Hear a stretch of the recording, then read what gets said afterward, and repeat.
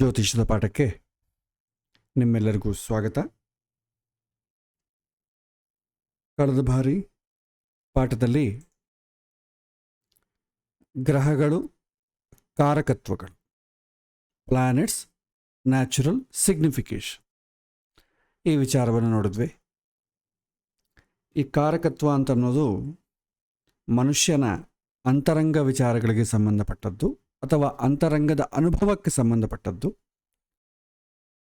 ಮನುಷ್ಯನ ಹೊಂದಿರತಕ್ಕಂಥ ಕುಶಲತೆ ಆಗ್ಬೋದು, ನೈಪುಣ್ಯತೆ, ಸಂಸ್ಕಾರ, ಸಂತೃಪ್ತಿ, ಇದನ್ನೆಲ್ಲ ಕೂಡ ಕಾರಕತ್ವದಿಂದ ಗೊತ್ತಾಗ್ತದೆ. ಇದರಲ್ಲಿ ಮುಖ್ಯವಾಗಿ ವಿದ್ಯಾಕಾರಕ ಬುಧ, ಉದ್ಯೋಗಕ್ಕೆ ಕಾರಕ ಶನಿ ಅಥವಾ ಸೂರ್ಯ, ವಿವಾಹಕ್ಕೆ ಶುಕ್ರ, ಸಂತಾನಕ್ಕೆ ಗುರು, ಮನೆ ವಿಚಾರಕ್ಕೆ ಲ್ಯಾಂಡ್ ರಿಲೇಟೆಡ್ ಥಿಂಗ್ಸಿಗೆಲ್ಲ ಕೂಡ ಕುಜ, ವಾಹನಗಳು, ವಾಹನ ಸೌಖ್ಯ, ಪ್ಲೆಷರ್ಸ್ ಇದಕ್ಕೆಲ್ಲ ಕೂಡ ಶುಕ್ರ. ಇವು ನಾವು ಕಳೆದ ಬಾರಿ ತಿಳ್ಕೊಂಡಂಥ ವಿಚಾರ.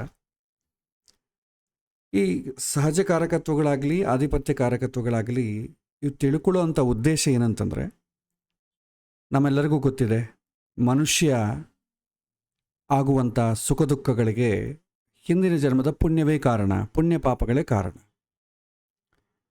ನಮಗೆ ಗೊತ್ತಿದೆ ಪುಣ್ಯ ಇದ್ದರೆ ಅನುಕೂಲ ಆಗ್ತದೆ, ಪಾಪ ಇದ್ದರೆ ಕಷ್ಟ ಆಗ್ತದೆ.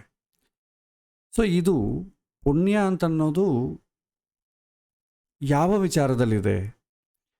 ಪುಣ್ಯ ಅಂತ ಒಂದು ರಾಶಿ ಇದ್ದರೆ ಸಾಕು, ಎಲ್ಲದಕ್ಕೂ ಸಪ್ಲಿಮೆಂಟ್ ಅಂತ ಅಂದ್ಕೊಳ್ಳಿಕ್ಕೆ ಬರೋದಿಲ್ಲ. ಯಾವುದಕ್ಕದೇ ಸಪ್ರೇಟ್. ಹಣ ವಿಚಾರಕ್ಕೆ ಬರುವಂಥ ಪುಣ್ಯವೇ ಸಪ್ರೇಟು, ಸಂತಾನ ವಿಚಾರಕ್ಕೆ ಇರುವಂಥ ಪುಣ್ಯವೇ ಸಪ್ರೇಟು, ವಿದ್ಯಾ ವಿಚಾರಕ್ಕಿರುವಂಥ ಪುಣ್ಯವೇ ಸಪ್ರೇಟ್. ಎಲ್ಲ ಒಂದೇ ಆಗೋದಿಲ್ಲ. ಯಾವುದ್ರ ಪುಣ್ಯ ಅದರತೆ. ಹಣಕ್ಕೆ ಸಂಬಂಧಪಟ್ಟ ಪುಣ್ಯ ಮಾಡಿದರೆ ನಮಗೆ ಈ ಜನ್ಮದಲ್ಲಿ ಹಣ ಮಾತ್ರವೇ ಸಿಗತ್ತೆ, ಅದರಿಂದ ಆಗುವಂಥ ಬೆನಿಫಿಟ್ ಸಿಗದೇ ಇರೋದಿಲ್ಲ. ಅದೇ ಇನ್ನೊಬ್ಬರಿಗೆ ಸಹಾಯಾದಿ ಸೌಖ್ಯಗಳನ್ನು ನಾವು ಒದಗಿಸಿದರೆ ನಮಗೆ ಅದಕ್ಕೆ ಸಂಬಂಧಪಟ್ಟದ್ದೇ ಬರುತ್ತೆ.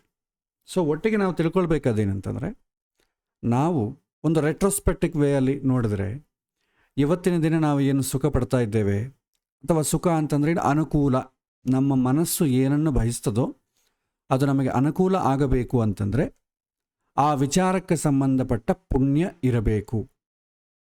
ನಮ್ಮ ಮನಸ್ಸು ಏನಾದರೂ ಬಯಸಲಿ, ಆ ವಿಷಯಕ್ಕೆ ಸಂಬಂಧಪಟ್ಟ ಪುಣ್ಯ ಇದ್ದರೆ ನಮಗದು ಅನುಕೂಲವಾಗ್ತದೆ. ಅದಕ್ಕೆ ಸಂಬಂಧಪಟ್ಟ ಪಾಪ ಇದ್ದರೆ ನಾವು ಅಂದುಕೊಂಡಿದ್ದಕ್ಕಿಂತಲೂ ಪ್ರತಿಕೂಲವಾಗುತ್ತೆ. ಸೊ ಪುಣ್ಯ ಪಾಪ ಎರಡೂ ಇಲ್ಲ ಅಂತಂದರೆ ಏನು ಅಂದುಕೊಳ್ಳೋದಿಲ್ಲ, ಸೈಲೆಂಟಾಗಿರ್ತೇವೆ. ಸೊ ಹಾಗೆ ಪ್ರತಿಯೊಂದನ್ನು ನಾವು ವಿಂಗಡಿಸ್ತೇವೆ.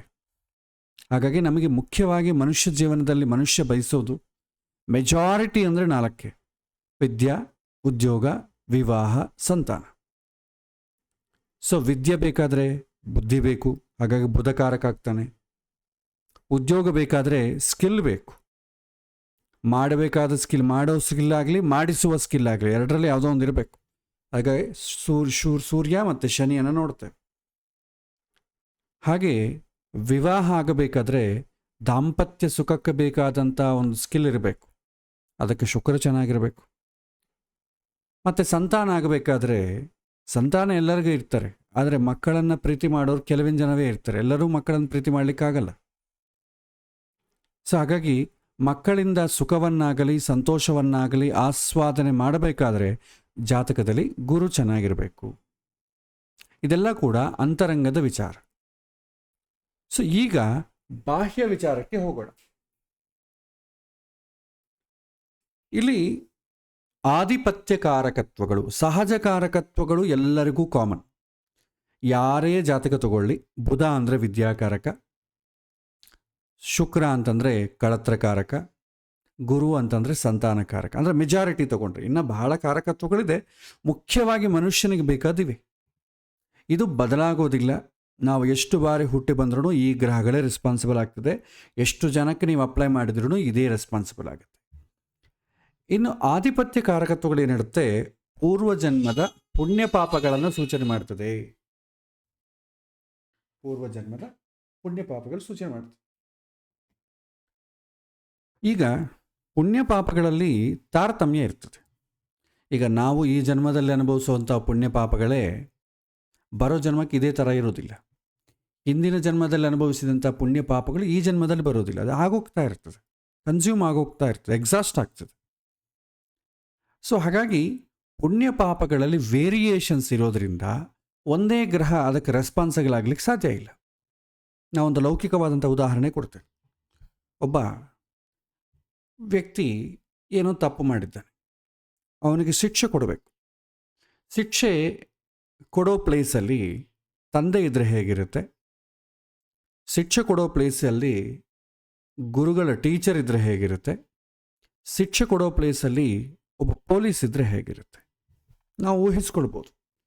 ತಂದೆ ಮಗನನ್ನು ದಂಡಿಸ್ತಾ ಇದ್ದ ಅಂತ ಅಂದ್ಕೊಳ್ಳಿ, ಎಲ್ಲರೂ ಏನೋ ಮನೆಗೆ ತಪ್ಪು ಹೇಳಿದ ಮಾತು ಕೇಳಿರಲ್ಲ, ಅದೇನು ದೊಡ್ಡ ವಿಚಾರ ಅಲ್ಲ, ಎಲ್ಲರ ಮನೆಗಿರೋದೇ ಗಲಾಟೆ. ಸೊ ಹಾಗಾಗಿ ಯಾರೂ ಅಷ್ಟು ಸೀರಿಯಸ್ ತಗೊಳ್ಳಲ್ಲ.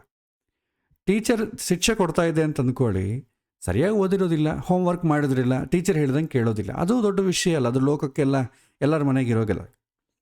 ಅದೇ ಒಬ್ಬ ಪೊಲೀಸ್ ಹೊಡಿತಾ ಇದ್ದಂತ ಅಂದ್ಕೊಳ್ಳಿ, ನಾವು ಸ್ವಲ್ಪ ವಿಲಕ್ಷಣವಾಗಿ ನೋಡ್ತೀವಿ, ಓ ಏನು ಮಾಡಿದ್ದಾನೋ ಏನೋ.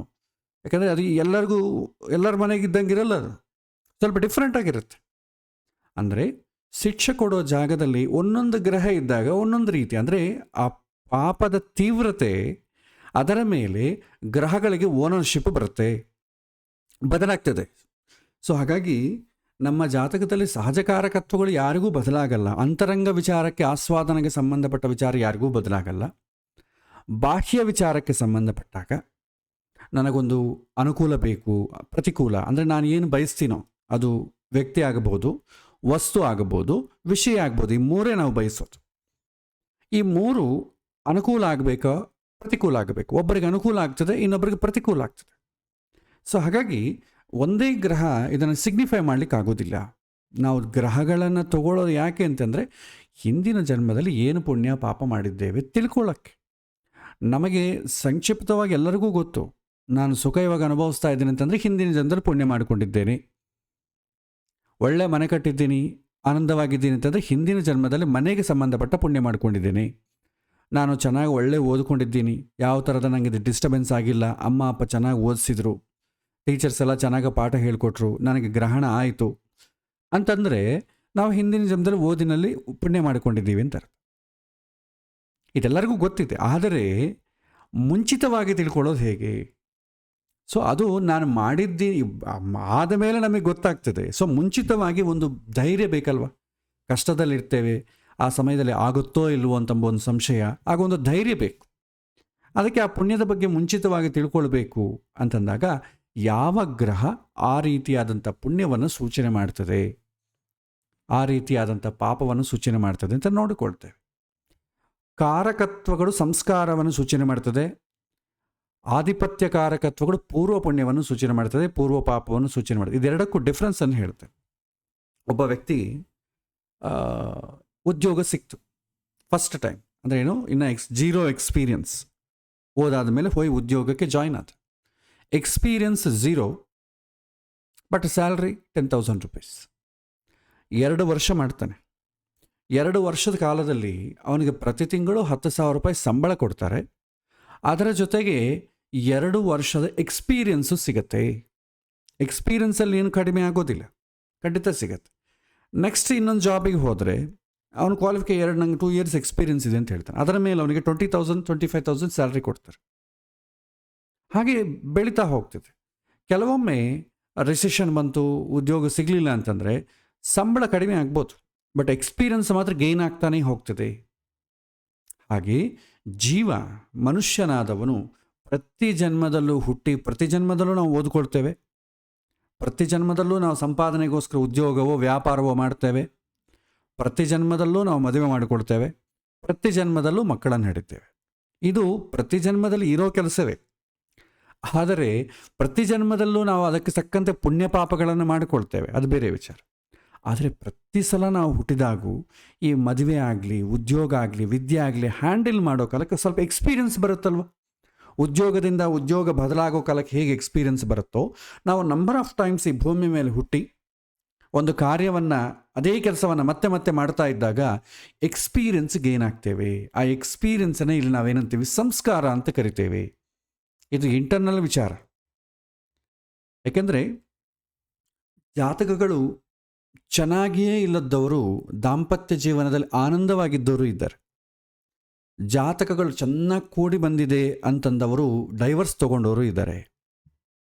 ಯಾಕೆಂತಂದರೆ ವೈವಾಹಿಕ ಜೀವನದಲ್ಲಿ ಅಡ್ಜಸ್ಟ್ ಮಾಡಿಕೊಂಡು ಆನಂದವಾಗಿ ಎಲ್ಲರೂ ಪ್ರತಿ ಸಲ ಹೆಂಡತಿ ಮಾತ್ರ ಗಂಡ ಕೇಳಬೇಕಾದಿಲ್ಲ, ಗಂಡ ಮಾತ್ರ ಹೆಂಡತಿ ಕೇಳಬೇಕಾದಿಲ್ಲ.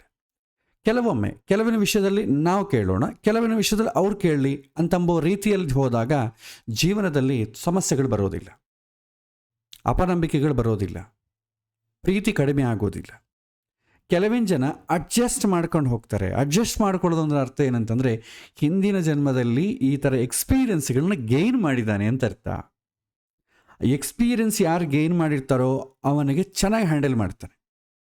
ಭಗವಂತ ಎಲ್ಲರಿಗೂ ಒಂದೇ ರೀತಿಯಾದಂಥ ವ್ಯವಸ್ಥೆಯನ್ನು ಕೊಡ್ತಾನೆ. ಒಬ್ಬೊಬ್ಬರು ಒಂದೊಂದು ರೀತಿ ಗ್ರಹಣ ಮಾಡ್ತಾರೆ. ಅನೇಕ ಬಾರಿ ಹೇಳಿಕೊಂಡಂಥ ಉದಾಹರಣೆಗೆ, ಶಾಲೆಯಲ್ಲಿ ಅಧ್ಯಾಪಕ ಎಲ್ಲರಿಗೂ ಒಂದೇ ರೀತಿಯಾದಂಥ ಪಾಠ ಹೇಳ್ತಾನೆ. ಒಬ್ಬ ಹುಡುಗ ಬೇಗ ಗ್ರಹಣ ಮಾಡ್ತಾನೆ. ಟೀಚರ್ ಹೇಳೋದಕ್ಕಿಂತಲೂ ಮುಂಚಿತವಾಗಿ ಏನು ಹೇಳ್ತಾರೆ ಅಂತ ಗ್ರಹಣ ಮಾಡಬಲ್ಲ ಶಕ್ತಿ ಕೆಲವಿನ ಜನಕ್ಕೆ ಇರ್ತದೆ. ಕೆಲವಿನ ಜನ ಟೀಚರ್ ಏನು ಹೇಳಿದ್ರು ಅದನ್ನು ಮಾತ್ರ ಅರ್ಥ ಮಾಡ್ಕೊಳ್ತಾರೆ, ಬಾಕಿ ಬೇರೆ ಅದನ್ನು ಸುದ್ದಿಗೆ ಹೋಗೋದಿಲ್ಲ, ಜಾಸ್ತಿ ಆಲೋಚನೆ ಮಾಡ್ಲಿಕ್ಕೆ ಹೋಗಲ್ಲ. ಟೀಚರ್ ಹೇಳಿದ್ದು ಅರ್ಥ ಮಾಡಿಕೊಂಡು ಎಕ್ಸಾಮಿನೇಷನ್ ಬರಬೇಕು ಸಾಕು, ಮತ್ತೆ ಪೂರ್ತಿಯಾಗಿ ಯಾಕೆ ಆಲೋಚನೆ ಮಾಡಬೇಕು ಅಂತ ಕೆಲವಿನ ಹುಡುಗರು. ಇನ್ನು ಕೆಲವಿನ ಹುಡುಗರಿಗೆ ಅರ್ಥ ಆಗೋದಿಲ್ಲ ಒಂದೇ ಸಲಕ್ಕೆ. ಇನ್ನೊಂದು ಸಲ ರಿಪೀಟ್ ಮಾಡಿ ಸರ್, ಅರ್ಥ ಆಗಲಿಲ್ಲ ಅಂತ ಕೇಳ್ತಾರೆ. 2 ಸಲ 3 ಸಲ ಆದ್ರೆ ಹೇಳ್ತಾನೆ, ಮತ್ತು ಇನ್ನೇನು ಮಾಡಬೇಕು, ತಂದೆ ತಾಯಿ ಇವನಿಗೆ ಅರ್ಥ ಆಗ್ತಾ ಇಲ್ಲ ಅಂತೇಳಿ ಟ್ಯೂಷನ್ ಇಟ್ಬೇಕು ಮತ್ತೆ. ಆ ಥರ ಕೆಲವಿನ ಜನಕ್ಕೆ ಅರ್ಥ ಆಗ್ತದೆ. ಇನ್ನು ಕೆಲವಿನ ಜನಕ್ಕೆ ಏನು ಮಾಡಿದರೂ ಅರ್ಥ ಆಗೋದೇ ಇಲ್ಲ. ಹಾಗಾಗಿ ಫೇಲ್ ಆಗ್ತಾ ಆಗಾಗ ಪಾಸ್ ಆಗ್ತಾ ಓದಾಡ್ತಾ ಇರ್ತಾರೆ. ಸೊ ಇದೇನು ಯಾವುದಕ್ಕೆ ಕಾರಣ? ಟೀಚರ್ ಎಲ್ಲರಿಗೂ ಒಂದೇ ರೀತಿ ಪಾಠ ಹೇಳಿಕೊಟ್ರು ಕೂಡ ಒಬ್ಬೊಬ್ಬ ಹುಡುಗ ಒಂದೊಂದು ರೀತಿ ಗ್ರಹಣ ಮಾಡಲಿಕ್ಕೆ ಏನು ಕಾರಣ? ಬುದ್ಧಿ. ಒಬ್ಬರ ಬುದ್ಧಿ ಶಾರ್ಪ್ ಇರ್ತದೆ, ಇನ್ನೊಬ್ಬರ ಬುದ್ಧಿ ವೀಕ್ ಇರ್ತದೆ. ಇಲ್ಲಿ ಬುದ್ಧಿ ಅಂತಂಬೋದು ಏನಂತಂದರೆ ಬುದ್ಧಿ ಶಾರ್ಪು, ಬುದ್ಧಿ ಸ್ಟ್ರಾಂಗ್ ಬುದ್ಧಿ ವೀಕ್ ಬುದ್ಧಿ ಭಗವಂತ ಕೊಡಲ್ಲ. ಎಲ್ಲರಿಗೂ ಒಂದೇ ರೀತಿಯಾದಂಥ ಬುದ್ಧಿ ಕೊಡ್ತಾನೆ. ಆದರೆ ಅದನ್ನು ಬಳಸಿಕೊಳ್ಳೋದಕ್ಕೆ ಕೆಲವಿನ ಜನಕ್ಕೆ ಭಾಳ ಈಸಿಯಾಗಿ ಬರ್ತದೆ, ಕೆಲವಿನ ಜನಕ್ಕೆ ಬರಲ್ಲ ಅಷ್ಟೆ. ಬುದ್ಧಿ ಅಂತಂದರೆ ಕಂಪ್ಯೂಟರ್ ಇದ್ದಂಗೆ. ನಮಗೆ ಅಪ್ಪ ಒಳ್ಳೆ ಕಂಪ್ಯೂಟರ್ ತೆಗೆದುಕೊಡ್ತಾನೆ, ಆದರೆ ಕೆಲವಿನ ಮಕ್ಕಳು ಅದನ್ನು ಆಪರೇಟ್ ಮಾಡಲಿಕ್ಕೆ ಬರ್ತದೆ, ಕೆಲವಿನ ಜನಕ್ಕೆ ಬರಲ್ಲ. ಗಾಡಿ ತೊಗೊಳ್ಳಿ, ಕಾರು. ಕೆಲವಿನ ಜನ ತುಂಬ ಈಸಿಯಾಗಿ ಡ್ರೈವ್ ಮಾಡಿಬಿಡ್ತಾರೆ, ಕೆಲವಿನ ಜನ ತುಂಬ ಕಷ್ಟಪಟ್ಟು ಡ್ರೈವ್ ಮಾಡ್ತಾರೆ, ಅದನ್ನು ಬಳಸ್ಲಿಕ್ಕೆ ಬರೋದಿಲ್ಲ. ಹಾಗೆ ಭಗವಂತ ಎಲ್ಲರಿಗೂ ಮನಸ್ಸು ಬುದ್ಧಿ ಎಲ್ಲವನ್ನೂ ಕೊಡ್ತಾನೆ. ಅದನ್ನು ಬಳಸಬೇಕಾದ್ರೆ ಸ್ಕಿಲ್ ಬೇಕಲ್ವ ಜೀವಗೆ. ಆ ಸ್ಕಿಲ್ ಕಡಿಮೆ ಇರುತ್ತೆ, ಜಾಸ್ತಿ ಇರ್ಬೋದು.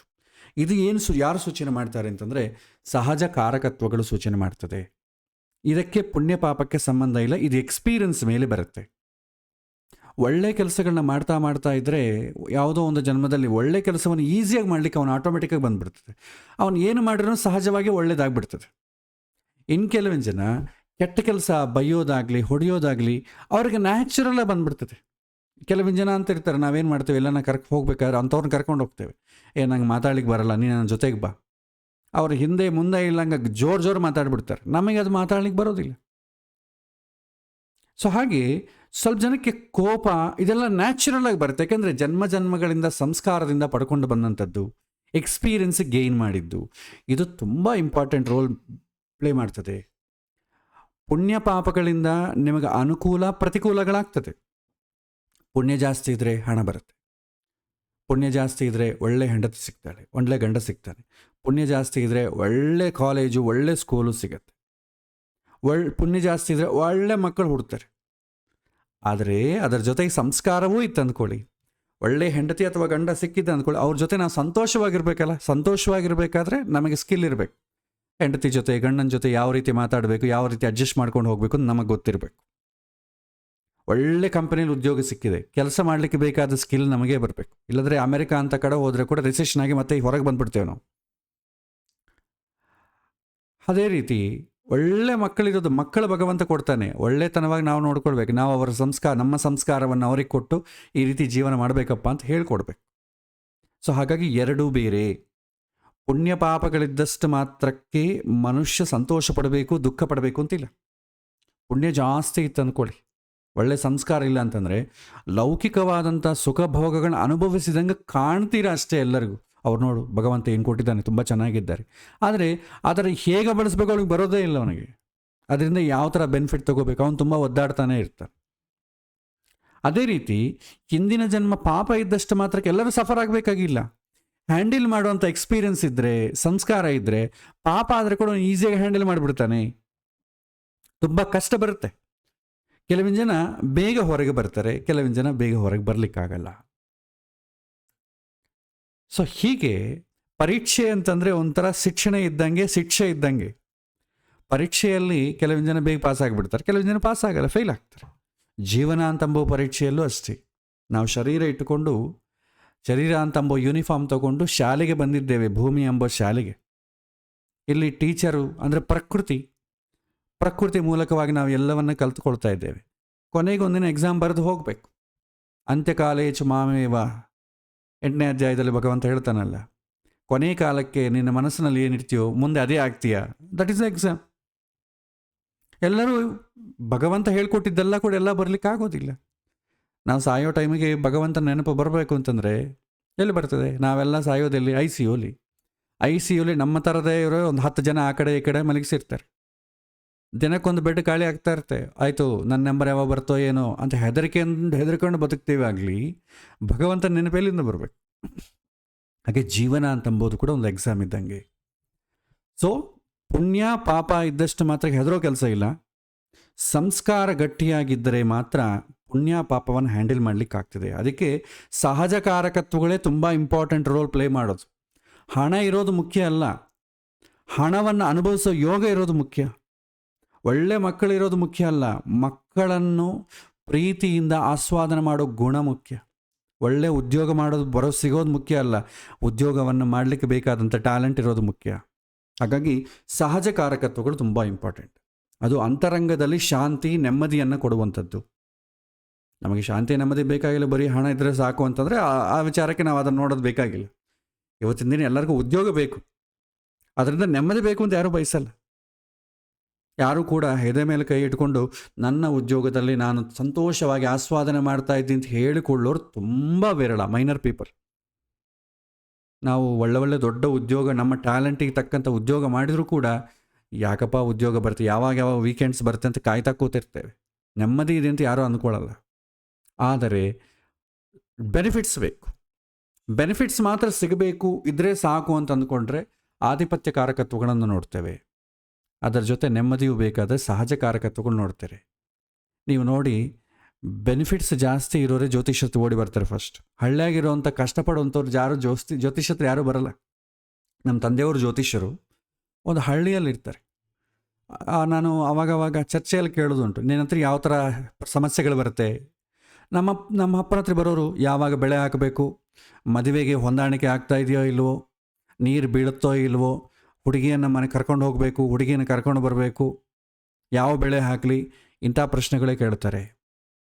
ಸಿಟಿಯಲ್ಲಿ ಎಂಥ ಪ್ರಶ್ನೆ ಕೇಳ್ತಾರೆ. ನಾನು ಕೇಳಿದ್ರೆ ನಾನು ಹೇಳೋದು ಇದೆ, ಡೈವರ್ಸ್ ಯಾವಾಗ ಆಗ್ತದೆ, ಮದುವೆ ಯಾವಾಗ ಆಗ್ತದೆ, ಮದುವೆಯಲ್ಲಿ ಒಳ್ಳೆ ಹುಡುಗಿ ಸಿಗ್ತಾಳೋ ಇಲ್ವೋ, ಉದ್ಯೋಗ ಜಾಸ್ತಿ ಸಿಗುತ್ತೋ ಇಲ್ವೋ, ಆನ್ಸೈಟ್ ಆಪರ್ಚುನಿಟಿ ಯಾವಾಗ, ಇಂಥ ಪ್ರಶ್ನೆಗಳು ನನಗೆ ಬರೋದು. ಹಳ್ಳಿಯಲ್ಲಿ ಆ ಥರ ಪ್ರಶ್ನೆಗಳೇ ಬರೋದಿಲ್ಲ. ಸೊ ಹಾಗಾಗಿ ಬೇರೆ ಆಗ್ತದೆ. ನಮ್ಮ ಅನಿಸಿಕೆಗಳಿಗೆ ತಕ್ಕಂತೆ ಸಂಸ್ಕಾರವೇ ಇಂಪಾರ್ಟೆಂಟ್ ಆಗ್ತದೆ. ಜಾಸ್ತಿ ಬೆನಿಫಿಟ್ಸು, ಎಕ್ಸ್ಟರ್ನಲ್ ಬೆನಿಫಿಟ್ಸ್ ಯಾರಿಗೆ ಜಾಸ್ತಿ ಇದೆಯೋ ಅವರಿಗೆ ಜಾಸ್ತಿ ಜ್ಯೋತಿಷ್ಯತೆ ಬರುತ್ತೆ. ಯಾಕೆಂತಂದರೆ ಎಕ್ಸ್ಟರ್ನಲ್ ಬೆನಿಫಿಟ್ಸ್ ಇದ್ದರೆ ಸಾಕು ಅಂತ ಮೊದಲು ಅಂದುಕೊಳ್ತಾರೆ, ಆಮೇಲೆ ಅದು ನೆಮ್ಮದಿ ಕೆಡಿಸುತ್ತೆ, ಆಮೇಲೆ ನೆಮ್ಮದಿ ಬೇಕು ಅಂತ ಹುಡ್ಕೊಂಡು ಬರ್ತಾರೆ. ಹಾಗಾಗಿ ಆಧಿಪತ್ಯ ಕಾರಕತ್ವಗಳು ತಿಳ್ಕೊಳ್ಬೇಕು, ಸಹಜ ಕಾರಕತ್ವಗಳು ತಿಳ್ಕೊಳ್ಬೇಕು. ಅಪ್ಲೈ ಹೇಗೆ ಮಾಡಬೇಕು ಅಂತಂಬುದು ನಮ್ಮ ವಿವೇಕದ ಪ್ರಜ್ಞೆ ಮೇಲೆ ಆಧಾರ ಪಟ್ಟಿರ್ತದೆ. ಭಾಳಷ್ಟು ಜನ ಆಧಿಪತ್ಯ ಕಾರಕತ್ವಗಳಿಂದಲೇ ಜ್ಯೋತಿಷ್ಯವನ್ನೆಲ್ಲ ಹೇಳಿಬಿಡ್ತಾರೆ. ಓಕೆ, ಬರ್ತದೆ ಎಲ್ಲ ಬೆನಿಫಿಟ್ಸ್, ವಿದ್ಯಾ, ಉದ್ಯೋಗ, ದನಕನಕ, ವಸ್ತು ವಾಹನಾದಿಗಳೆಲ್ಲ ಬರ್ತದೆ. ನೆಮ್ಮದಿ ಬಿಟ್ಟು, ನೆಮ್ಮದಿ ಇಲ್ಲದಾಗ ಏನಾಗ್ತದೆ, ಅವನು ಮತ್ತೆ ಏನೋ ಒಂದು ತಪ್ಪು ಕೆಲಸ ಮಾಡ್ತಾನೆ. ತಪ್ಪು ಕೆಲಸ ಮಾಡಿದಾಗ ದೊಡ್ಡ ಸಮಸ್ಯೆಯಲ್ಲಿ ಸಿಗಾಕ್ಕೊಡ್ತಾನೆ, ಮತ್ತೆ ಜ್ಯೋತಿಷ್ಯತೆ ಓಡಿ ಬರ್ತಾನೆ. ಇದು ಆಗುವಂಥ ರಾಮಾಯಣ. ಹಾಗಾಗಿ ಎರಡು ಮುಖ್ಯ.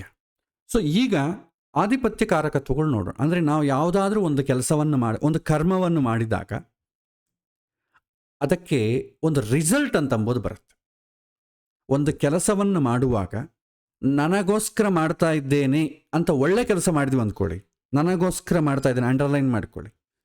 ನನಗೋಸ್ಕರ ಈಗ ನಾನು ಒಂದು ಸತ್ಯನಾರಾಯಣ ವ್ರತ ಮಾಡ್ತೇನೆ, ಒಂದು ಹೋಮ ಮಾಡ್ತೇನೆ, ಅದಕ್ಕೊಂದು ಎಕ್ಸ್ಪೆಕ್ಟೇಷನ್ ಒಂದು ಇರ್ತಲ್ಲ, ಯಾವುದಕ್ಕೋಸ್ಕರ ಮಾಡ್ತಾ ಇದ್ದೀನಿ ಅಂತ ಇರ್ತವಲ್ಲ.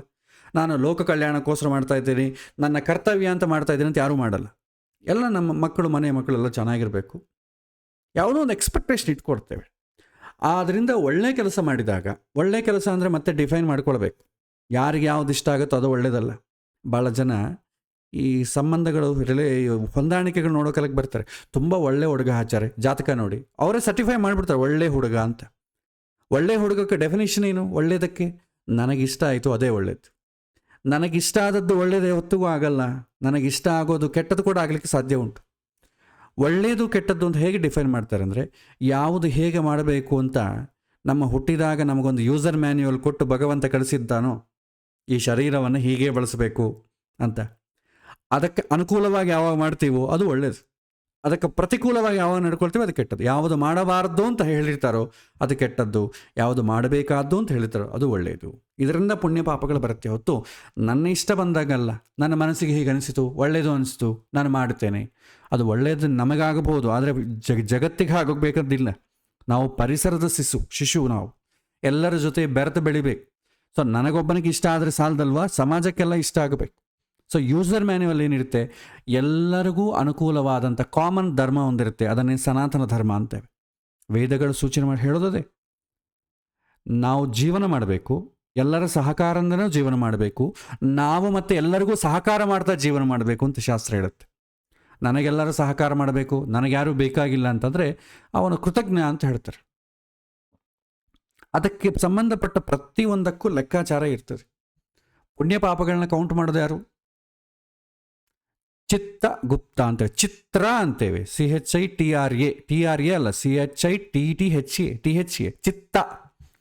ಚಿತ್ತದಲ್ಲಿರೋದನ್ನು ಅಂದರೆ ನಮ್ಮ ಚಿತ್ತದಲ್ಲಿ ಏನಿರುತ್ತೆ, ನಮ್ಮ ಇಂಪ್ರೆಷನ್ಸ್ ಎಲ್ಲ ಇರುತ್ತೆ. ನಂಗೆ ಹೀಗಾಗಬೇಕು, ಹಾಗಾಗಬೇಕು, ನಂಗೆ ಅದು ಬೇಕು, ಇದು ಬೇಕು, ಅದನ್ನು ಗುಪ್ತವಾಗಿ ಸೀಕ್ರೆಟಾಗಿ ರಿಕಾರ್ಡ್ ಮಾಡುವನು ಚಿತ್ತಗುಪ್ತ ಅಂತಂತೇವೆ. ಗರುಡ ಪುರಾಣದಲ್ಲಿ ಬರ್ತದೆ. ಶ್ರವಣಿ ಅಂತಂಬೋರು ಇಬ್ಬರು ಕೂಡ ಲೋಕದಲ್ಲಿ ಯಾರ್ಯಾರ ಬಗ್ಗೆ ಏನೇನು ನಡೀತಾ ಇದೆ ಅಂತಂಬೋದು ಚಿತ್ತಗುಪ್ತನಿಗೆ ಕಿವಿಯಲ್ಲಿ ಸುಪ್ತವಾಗಿ ಹೇಳ್ತಾ ಇರ್ತಾರೆ. ಚಿತ್ರಗುಪ್ತ ಬರಿತಾ ಇರ್ತಾನೆ. ಇದು ಗರುಡ ಪುರಾಣದಲ್ಲಿ ಬರುವಂಥ ಮಾತು.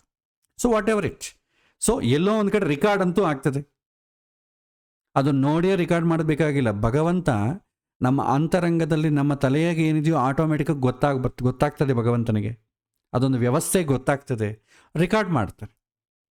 ನಾನು ಪುಣ್ಯ ನಾನು ಒಳ್ಳೆಯದೇ ಮಾಡಿದೆ, ಭಗವಂತ ಯಾಕೆ ಹೀಗೆ ಮಾಡಿದೆ ಅಂತ ಅನ್ಲಿಕ್ಕೆ ಬರೋದಿಲ್ಲ. ಸೊ ಹಾಗಾಗಿ ಪುಣ್ಯ ಪಾಪಗಳನ್ನು ನಾವು ಮಾಡುವಂಥ ಕೆಲಸ ಹೇಗಿದೆ ಅದರ ಮೇಲೆ ಪುಣ್ಯ ಪಾಪ ಅಂತಂಬೋದು ಬರ್ತದೆ. ಅದು ಹೋದ ಜನ್ಮದ್ದಾಗ್ಬೋದು, ಅಷ್ಟಕ್ಕೆ ಮುಂಚಿನ ಪ್ರಾಚೀನ ಕರ್ಮಗಳು ಅಂತೇವೆ. ಎಷ್ಟು ಸಲ ಹುಟ್ಟಿದ್ದೀವೋ ಅಷ್ಟು ಸಲ ಮಾಡಿದಂಥ ಕರ್ಮಗಳಲ್ಲಿ ಅನುಭವಿಸಿದ ಮೇಲೆ ಉಳಿದಂಥ ಕರ್ಮಗಳೇನಿದೆ ಅದನ್ನು ಸಂಚಿತ ಕರ್ಮ ಅಂತೇವೆ. ಅದರಲ್ಲಿ ಸ್ವಲ್ಪ ಪೋರ್ಷನ್ ಮಾತ್ರ ಒಂದು ಜನ್ಮದಲ್ಲಿ ತೊಗೊಂಡು ಬರ್ತೇವೆ ಎಕ್ಸಾಸ್ಟ್ ಮಾಡಿಕೊಳ್ಳಿಕ್ಕೆ, ಪುಣ್ಯ ಆಗಲಿ ಪಾಪ ಆಗಲಿ. ಅದನ್ನು ಪ್ರಾರಬ್ಧ ಕರ್ಮ ಅಂತೇವೆ. ಆ ಪ್ರಾರಬ್ಧ ಕರ್ಮ ಅಂತಂಬೋದು ಜಾತಕದಲ್ಲಿ ಗ್ರಹಗಳು ಸೂಚನೆ ಮಾಡ್ತದೆ. ಕಾರಕತ್ವಗಳನ್ನು, ಸಂಸ್ಕಾರವನ್ನು ಸೂಚನೆ ಮಾಡೋದು ಗ್ರಹಗಳೇ, ಪೂರ್ವ ಪುಣ್ಯ ಪಾಪಗಳನ್ನು ಸೂಚನೆ ಮಾಡೋದು ಗ್ರಹಗಳೇ. ಅದ್ರ ಸ್ವಲ್ಪ ಡಿಫ್ರೆನ್ಸ್ ಇರುತ್ತೆ. ಈಗ ಒಂದು ಎಕ್ಸಾಂಪಲ್ ಕೊಡ್ತೇನೆ ನಿಮಗೆ. ಒಬ್ಬ ಟೀಚರ್ ಇದ್ದಾನೆ, ಅಥವಾ ಒಂದು ಟೀಚರ್ ತಗೊಳ್ಳೋಣ. ಟೀಚರ್ ಇದ್ದಾನೆ. ಟೀಚರಿನ ಕೆಲಸ ಏನು? ಮಕ್ಕಳಿಗೆ ಪಾಠವನ್ನು ಹೇಳೋದು ಟೀಚರ್ ಕೆಲಸ. ಆವಾಗ ಚುನಾವಣೆ ಬಂದಾಗ, ಎಲೆಕ್ಷನ್ಸ್ ಬಂದಾಗ ಸರ್ಕಾರ ಏನು ಮಾಡ್ತದೆ, ಅದೇ ಟೀಚರ್ನೇ ಎಲೆಕ್ಷನ್ ಸಂಬಂಧಪಟ್ಟ ಜವಾಬ್ದಾರಿಯನ್ನು ಕೊಡ್ತಾರೆ. ಆ ಟೀಚರ್ ಏನು ಮಾಡಬೇಕು, ಹೋಗಿ ಅಲ್ಲಿ ರೆವೆನ್ಯೂಸ್ ಹತ್ರ ಹೋಗಿ ಅಲ್ಲಿ ಎಲೆಕ್ಷನ್ಗೆ ಬೇಕಾದಂಥ ಬೂತುಗಳು ಎಷ್ಟಿದೆ, ಎಷ್ಟು ಜನ ಬರ್ತಾರೆ, ಹೇಗೆ ಮಾಡಬೇಕು, ಎಲ್ಲವನ್ನು ಅವನು ಅಲ್ಲಿ ಫಾಲೋ ಆಗಬೇಕು. ಈಗೇನಾಯಿತು, ಟೀಚರ್ಗೆ 2 ಡ್ಯೂಟಿ ಆಯಿತು. ಒಂದು ನ್ಯಾಚುರಲ್ ಡ್ಯೂಟಿ ಏನಂತಂದರೆ ಪಾಠ ಮಾಡೋದು ನ್ಯಾಚುರಲ್ ಡ್ಯೂಟಿ. ಅಸೈನ್ಡ್ ಡ್ಯೂಟಿ ಅಂತೀವಲ್ಲ, ಅಸೈನ್ಡ್ ಡ್ಯೂಟಿ ನಾವೇನಂತೇವೆ, ಈ ಥರ ಎಲೆಕ್ಷನ್ ಕ್ಯಾಂಪೇನ್ಸ್ ಬಂದಾಗ ಯೂಸ್ ಮಾಡ್ಕೊಳ್ಳೋದು, ಸರ್ಕಾರ ಬೇರೆ ಬೇರೆ ಚಟುವಟಿಕೆಗಳೇನಿರ್ತದೋ ಅದನ್ನೆಲ್ಲ ಮಾಡೋದು, ಅಥವಾ ಶಾಲೆಯಲ್ಲಿ ಇಂಟರ್ನಲ್ ಆಗಿ ಸ್ಪೋರ್ಟ್ಸ್ ಅಂತಾಗಲಿ ಮಾಡಿದ, ಈ ಥರ ಒಂದು ಕಾಲೇಜ್ ಡೇ, ಸ್ಕೂಲ್ ಡೇ ಮಾಡಿದಾಗ ಒಬ್ಬೊಬ್ಬ ಟೀಚರ್ಗೆ ಒಂದೊಂದು ಜವಾಬ್ದಾರಿಯನ್ನು ಕೊಡ್ತಾರೆ. That is assigned duty. ಅದು ಟೆಂಪರರಿ, ಅದು ಆ ಕೆಲಸ ಮುಗಿಯೋಷ್ಟು ತನಕ ಅಷ್ಟೆ. ಎಲೆಕ್ಷನ್ ಆಗೋಯ್ತು ಅಂದ್ಕೊಳ್ಳಿ, ಮತ್ತೆ ಟೀಚರ್ಗೆ ಅದ್ರ ಸಂಬಂಧಪಟ್ಟದ್ದು ಏನೂ ವಿಚಾರ ಇಲ್ಲ. ಬರೋ ವರ್ಷಕ್ಕೆ ಇನ್ನೊಬ್ಬನನ್ನು ಹಾಕಬಹುದು, ಒಬ್ಬೊಬ್ಬರನ್ನ ಚೇಂಜ್ ಮಾಡ್ತಾ ಇರ್ಬೋದು. ಹಾಗೆಯೇ ಪ್ರತಿಯೊಂದು ಗ್ರಹಕ್ಕೂ ಕೂಡ 2 ಥರ ಡ್ಯೂಟೀಸ್ ಇರುತ್ತೆ. ಒಂದು ಪರ್ಮನೆಂಟ್ ಆರ್ ನ್ಯಾಚುರಲ್ ಡ್ಯೂಟಿ, ಇನ್ನೊಂದು ಅಸೈನ್ಡ್ ಡ್ಯೂಟಿ ಅಥವಾ ಫಂಕ್ಷನಲ್ ಡ್ಯೂಟಿ ಅಂತ ಸಿಗ್ನಿಫಿಕೇಶನ್ ಅಂತೇವೆ. ಆಧಿಪತ್ಯ ಕಾರಕತ್ವಗಳು ಅಂದರೆ ಅರ್ಥ ಏನಂತಂದರೆ ಅಸೈನ್ಡ್ ಡ್ಯೂಟಿ, ಸಹಜ ಕಾರಕತ್ವಗಳ ಜೊತೆ ಈ ವ್ಯಕ್ತಿ ಯಾರಿರ್ತಾನಲ್ಲ ಅವನಿಗೆ ಮಾತ್ರ ಒಂದು ಜವಾಬ್ದಾರಿಯನ್ನು ಕೊಡ್ತಾರೆ ಒಂದು ಗ್ರಹಕ್ಕೆ. ಅದು ಒಂದೊಂದು ಗ್ರಹಕ್ಕೆ ಒಂದೊಂದು ಆಗ್ಬೋದು. ಈಗ ವಿವಾಹ ಅಂತಂದರೆ ಒಬ್ಬರ ಮನೆಯಲ್ಲಿ ಇಬ್ಬರು ಹುಡುಗರಿದ್ದರೆ ಒಬ್ಬೊಬ್ಬ ಹುಡುಗಂದು ಒಬ್ಬೊಬ್ಬ ಜವಾಬ್ದಾರಿ ತಗೊತಾರೆ, ಒಂದೇ ಗ್ರಹ ತಗೊಳ್ಳೋದಿಲ್ಲ. ಸಂಸ್ಕಾರವನ್ನು ಸೂಚನೆ ಮಾಡೋದು ಮಾತ್ರ ಒಂದೇ ಗ್ರಹ. ಆದರೆ ಅಸೈನ್ಡ್ ಡ್ಯೂಟಿ ಏನಿದೆ ಅಂದರೆ ಪೂರ್ವ ಪುಣ್ಯ ಪಾಪಗಳನ್ನು ಪ್ರತಿಯೊಬ್ಬರ ಜಾತಕದಲ್ಲಿ ಬೇರೆ ಬೇರೆ ಗ್ರಹಗಳು ಆ ಡ್ಯೂಟಿ ಸೂಚನೆ ಮಾಡ್ತದೆ. ಇಂದ ಎಕ್ಸಾಂಪಲ್ ಹೇಳಿದೆ, ಶಿಕ್ಷೆ ಕೊಡುವ ಸ್ಥಾನದಲ್ಲಿ ತಂದೆ ಇದ್ದರೆ ಹೇಗಿರುತ್ತೆ, ಗುರುಗಳಿದ್ರೆ ಹೇಗಿರುತ್ತೆ, ಪೊಲೀಸ್ ಇದ್ದರೆ ಹೇಗಿರುತ್ತೆ, ಇಷ್ಟೇ ಡಿಫ್ರೆನ್ಸ್. ಬದಲಾಗ್ತಾ ಇರುತ್ತೆ. ನಾವು ಪಾಪ ಜಾಸ್ತಿ ಮಾಡಿದೆ ಅಂದ್ಕೊಳ್ಳಿ, ಆ ಡ್ಯೂಟಿ ಶನಿಗೋ ಬೇರೆ ಯಾವುದನ್ನ ಪಾಪ ಗ್ರಹಕ್ಕೋ ಬರುತ್ತೆ.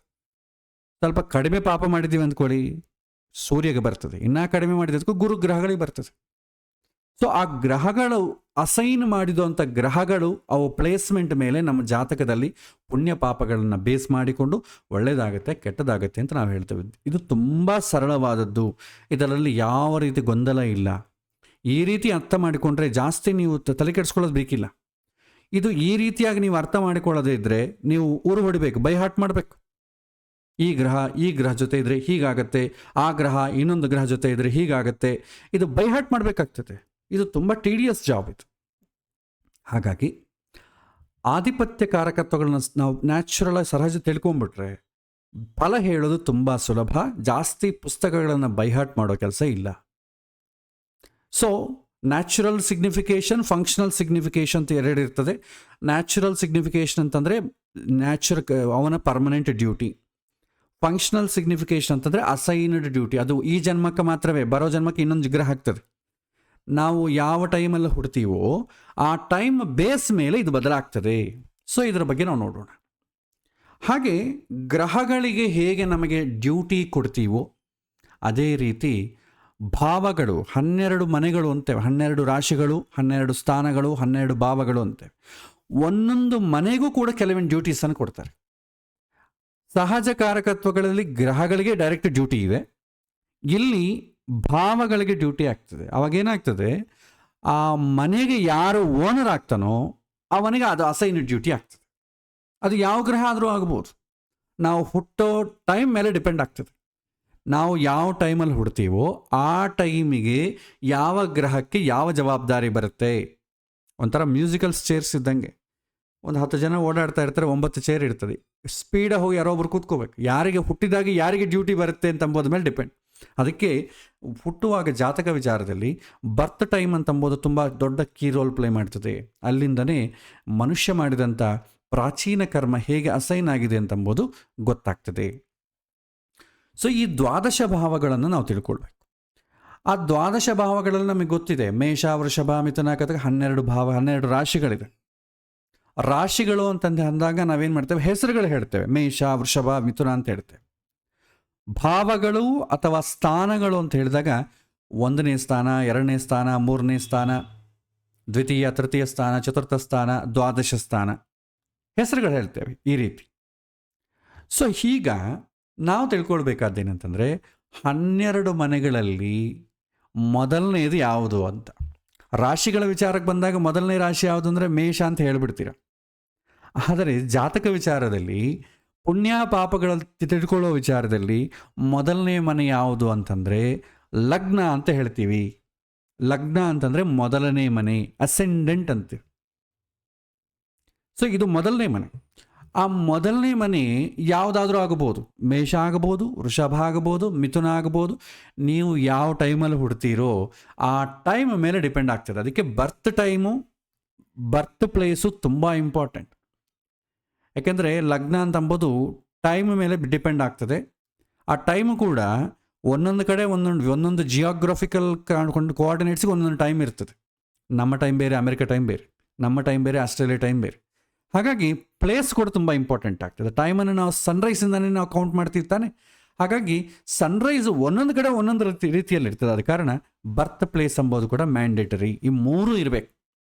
ಡೇಟು, ಟೈಮು, ಪ್ಲೇಸ್ ಈ ಮೂರು ಇದ್ರೇ ಲಗ್ನವನ್ನು ಪರ್ಫೆಕ್ಟಾಗಿ ಕ್ಯಾಲ್ಕುಲೇಟ್ ಮಾಡಲಿಕ್ಕೆ ಆಗ್ತದೆ. ಆವಾಗ ನಾನು ಯಾವ ಮನೆಯಲ್ಲಿ ಹುಟ್ಟಿದ್ದೇನೆ, ಯಾವ ರಾಶಿಯಲ್ಲಿ ಹುಟ್ಟಿದ್ದೇನೆ, ಅಥವಾ ಯಾವ ರಾಶಿ ಲಗ್ನವಾಗಿದ್ದಾಗ ಹುಟ್ಟಿದ್ದೇನೆ. ಲಗ್ನ ಅಂತಂಬೋದು ತುಂಬ ಮುಖ್ಯ ಜಾತಕದಲ್ಲಿ ನೀವು ಫಲ ಹೇಳಬೇಕಾದ್ರೆ. ಲಗ್ನ ಈಗ ಗೊತ್ತಿಲ್ಲ, ಲಗ್ನ ಕರೆಕ್ಟ್ ಇಲ್ಲ ಅಂತಂದರೆ ನಾವು ಫಲ ಹೇಳಲಿಕ್ಕೆ ಆಗೋದಿಲ್ಲ. ಹಾಗಾಗಿ ಬರ್ತ್ ಟೈಮು, ಬರ್ತ್ ಪ್ಲೇಸು ತುಂಬ ಮ್ಯಾಂಡಿಟರಿ. ಈಗ ಲಗ್ನ ಅಂತಂದರೆ ತಿಳ್ಕೊಳ್ಳೋಣ. ಸೊ ಲಗ್ನವನ್ನು ಹೇಗೆ ನಾವು ಕೌಂಟ್ ಮಾಡಬೇಕು? ಸೊ ಲಗ್ನದ ಪ್ರಮಾಣ ಏನು ಅಂತಂದರೆ 2 ಗಂಟೆಗಳ ಕಾಲ ಅಂತೇವೆ. ರಾಶಿ ಅಂತೀವಲ್ಲ ನಾವು, ನನ್ನ ರಾಶಿ ಯಾವುದು, ನನ್ನ ಜನ್ಮ ರಾಶಿ, ನಾನು ಮೇಷ ರಾಶಿಯಲ್ಲಿ ಹುಟ್ಟಿದ್ದೇನೆ, ವೃಶ್ಚಿಕ ರಾಶಿಯಲ್ಲಿ ಹುಟ್ಟಿದ್ದೇನೆ, ಮಿಥುನ ರಾಶಿಯಲ್ಲಿ ಹುಟ್ಟಿದ್ದೇನೆ, ಈ ಥರ ರಾಶಿ ಅಂತ ಭಾಳ ಜನ ಹೇಳ್ತಾರೆ. ಒಂದು ರಾಶಿಯ ಸ್ಪ್ಯಾನ್ ಏನು ಅಂತಂದರೆ 24 ಅವರ್ಸ್ ಒಂದು ರಾಶಿ ಸ್ಪ್ಯಾನ್. ರಾಶಿ ಅಂತಂದರೆ ನಾನು ಹುಟ್ಟುವಾಗ ಚಂದ್ರ ಯಾವ ರಾಶಿಯಲ್ಲಿದ್ದಾನೋ ಅದನ್ನು ನಾವು ರಾಶಿ ಅಂತೇವೆ. ನಾವು ಹುಟ್ಟುವಾಗ ಚಂದ್ರ ಯಾವ ನಕ್ಷತ್ರದಲ್ಲಿ ಇರ್ತಾನೋ ಅದನ್ನು ಜನ್ಮ ನಕ್ಷತ್ರ ಅಂತ ಕರಿತೇವೆ. ಆ ನಕ್ಷತ್ರದಲ್ಲಿ 4 ಭಾಗ ಮಾಡಿದರೆ ಯಾವ ಪಾದದಲ್ಲಿ ಚಂದ್ರ ಇದ್ದಾನೆ ಅಂತಂಬೋದನ್ನು ಪಾದ ಅಂತಂತೇವೆ. ಅಶ್ವಿನಿ ನಕ್ಷತ್ರ 2ನೇ ಪಾದದಲ್ಲಿ ಹುಟ್ಟಿದ್ದೇನೆ, 3ನೇ ಪಾದದಲ್ಲಿ ಹುಟ್ಟಿದ್ದೇನೆ ಅಂತ ಅರ್ಥ ಏನಂತಂದರೆ ಚಂದ್ರ ಎಲ್ಲಿ ಇದ್ದಾನೆ ಅಂತ ಅರ್ಥ. ಹಾಗೆ ನೋಡಿಕೊಂಡ್ರೆ ಒಂದು ಪಾದ ಅಂತಂದರೆ ಎಷ್ಟು ಟೈಮ್ ತಗೊಳುತ್ತೆ ಅಂತಂದರೆ 6 ಅವರ್ಸ್ ತಗೊಳುತ್ತೆ. ನಮಗೆ ಒಂದೊಂದು ದಿನಕ್ಕೂ ಒಂದೊಂದು ನಕ್ಷತ್ರ ಅಲ್ವಾ. ಇವತ್ತೊಂದು ನಕ್ಷತ್ರ, ನಾಳೆ ಇವತ್ತು ಅಶ್ವಿನಿ, ನಾಳೆ ಭರಣಿ, ನಾಳೆದು ಕೃತಿಕ. ಅಂದರೆ ಏನಾಗ್ತದೆ, ಒಂದು ನಕ್ಷತ್ರ ಅಂದರೆ 24 ಅವರ್ಸ್, ನಾಟ್ ರಾಶಿ, ಸಾರಿ ಮಿಸ್ಟೇಕ್ ಮಾಡಿದೆ. ಒಂದು ನಕ್ಷತ್ರ ಅಂದರೆ 24 ಗಂಟೆ. ಆ ರಾಶಿ ನಕ್ಷತ್ರವನ್ನು 4 ಭಾಗ ಮಾಡಿ, ಒಂದು ಪಾದ ಅಂದರೆ ಎಷ್ಟು, 6 ಅವರ್ಸ್.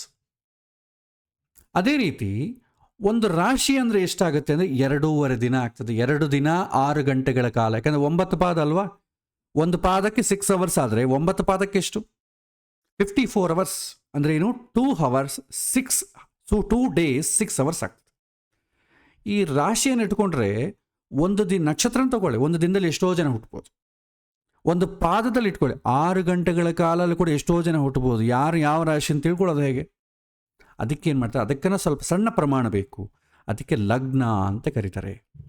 ಲಗ್ನ ಅಂತಂದರೆ 2 ಗಂಟೆಗಳ ಕಾಲ. 2 ಗಂಟೆಗಳಿಗೊಮ್ಮೆ ಲಗ್ನ ಬದಲಾಗ್ತಾ ಇರುತ್ತೆ. ಸೊ 2 ಗಂಟೆಗೆ ಒಂದು ಲಗ್ನ ಆದರೆ 24 ಗಂಟೆಗೆ ಎಷ್ಟು ಲಗ್ನಗಳಾಗತ್ತೆ, 12 ಲಗ್ನಗಳಾಗತ್ತೆ. ಲಗ್ನ ಅಂತಂದರೆ ರಾಶಿನೇ. ಅಂದರೆ ನಾನು ಹುಟ್ಟುವಾಗ ಯಾವ ರಾಶಿ ಲಗ್ನವಾಗಿದೆ ಅಂತ ತಿಳ್ಕೊಳ್ಬೇಕು. ಸೊ ಇಲ್ಲಿ 2 ವಿಷಯ. ಲಗ್ನವನ್ನು ನಾವು ಹೇಗೆ ಕೌಂಟ್ ಮಾಡ್ತೀವಿ ಅಂತಂದರೆ, ನಮಗೆ ಟೈಮ್ ಕೌಂಟ್ ಮಾಡೋದು ಸೂರ್ಯನ ಬೇಸಿಂದನೇ. ಯಾಕಂದರೆ ಲಗ್ನ ರಾಶಿ ಅಂತಂದರೆ ಇಲ್ಲಿಂದ ಇಲ್ಲಿಗೆ ಮೇಷ ರಾಶಿ, ವೃಷಭ ರಾಶಿ, ಅಲ್ಲೇನು ಮಾರ್ಕಿಂಗ್ ಇರಲ್ಲ. ನಕ್ಷತ್ರಗಳಿರ್ತವೆ, ಆ ನಕ್ಷತ್ರ ಮಂಡಲಗಳನ್ನು ನೋಡಿ ನಾವು ತಿಳ್ಕೊಳ್ಬೋದು. ಆದರೆ ನಮಗೆ ಅಷ್ಟು ಸೂಕ್ಷ್ಮ ದೃಷ್ಟಿ ಇಲ್ಲ, ಹಾಗಾಗಿ ನಾವು ಅದನ್ನು ಫಾಲೋ ಆಗ್ಲಿಕ್ಕೆ ಬರಲ್ಲ. ಅದಕ್ಕೆ ಏನು ಮಾಡ್ತಾರೆ, ಸೂರ್ಯನಿಂದ ಬೇಸ್ ಮಾಡ್ಕೊಳ್ತೇವೆ. ಸೂರ್ಯ ಉದಯಿಸಿದಾಗಿಂದ 2 ಗಂಟೆಗಳು ನಾವು ಆ್ಯಡ್ ಮಾಡ್ಕೊತ ಹೋಗ್ತೇವೆ. ಮೊದಲು ಸೂರ್ಯ ಯಾವ ರಾಶಿಯಲ್ಲಿದ್ದಾನೆ ಅಂತ ನೋಡ್ತೇವೆ. ಆ ರಾಶಿಗೆ 2 ಗಂಟೆ ಆ ಟೈಮ್, ಸೂರ್ಯೋದಯ ಟೈಮಿಗೆ 2 ಅವರ್ಸ್ ಆ್ಯಡ್ ಮಾಡ್ಕೊತ ಹೋದರೆ ನಮಗೆ ಬೇರೆ ಬೇರೆ ಲಗ್ನಗಳು ಬರ್ತದೆ. ಸೊ ಹಾಗಾಗಿ ಇಲ್ಲಿ ಕ್ಯಾಲ್ಕುಲೇಷನ್ ನಮಗೆ ಇಂಪಾರ್ಟೆಂಟ್ ಅಲ್ಲ. ಯಾಕೆಂತಂದರೆ ನಮಗೆ ಪ್ರಿಡಿಕ್ಷನ್ ಹೇಗೆ ಹೇಳಬೇಕು ಅಂತ ಇಂಪಾರ್ಟೆಂಟ್. ಕ್ಯಾಲ್ಕುಲೇಷನ್ ಪಾರ್ಟ್ ಎಲ್ಲ ಕೂಡ ನಿಮಗೆ ಕ್ಯಾಲ್ಕುಲೇಟರ್ ಮಾಡ್ತದೆ, ಸಾಫ್ಟ್ವೇರ್ ಮಾಡ್ತದೆ, ನಮಗಿಂತಲೂ ಪರ್ಫೆಕ್ಟಾಗಿ ಮಾಡ್ತದೆ. ನಾವಂತಲೂ 2 ಪಾಯಿಂಟ್ ಆದಮೇಲೆ 2 ಡಿಜಿಟ್ಸ್ಗೆ ರೌಂಡ್ ಫಿಗರ್ ಮಾಡ್ತೇವೆ. ಕಂಪ್ಯೂಟರ್ 10 ಡಿಜಿಟ್ಸ್ವರೆಗೂ ಮಾಡ್ತದೆ. ನಿಮಗೆ C++ಅಲ್ಲಿ ಪ್ರೋಗ್ರಾಮ್ ಮಾಡಿದ್ರೆ ಇನ್ನೂ ಜಾಸ್ತಿ ಆಗ್ತದೆ. ಸೊ ಸಾಫ್ಟ್ವೇರ್ಸ್ ಎಲ್ಲ ಕೂಡ ಈಗ ತುಂಬ ಆ್ಯಕ್ಯುರೇಟ್ ಆಗಿರ್ತದೆ ನಾವು ಕೈಯಿಂದ ಮಾಡೋದಕ್ಕಿಂತ. ಸೊ ನಮಗೆ ಲಗ್ನ ಅಂದರೆ ಇಷ್ಟೇ ತಿಳ್ಕೊಡಿ. ಲಗ್ನ ಅಂತಂದರೆ 2 ಗಂಟೆಗಳ ಪ್ರಮಾಣ.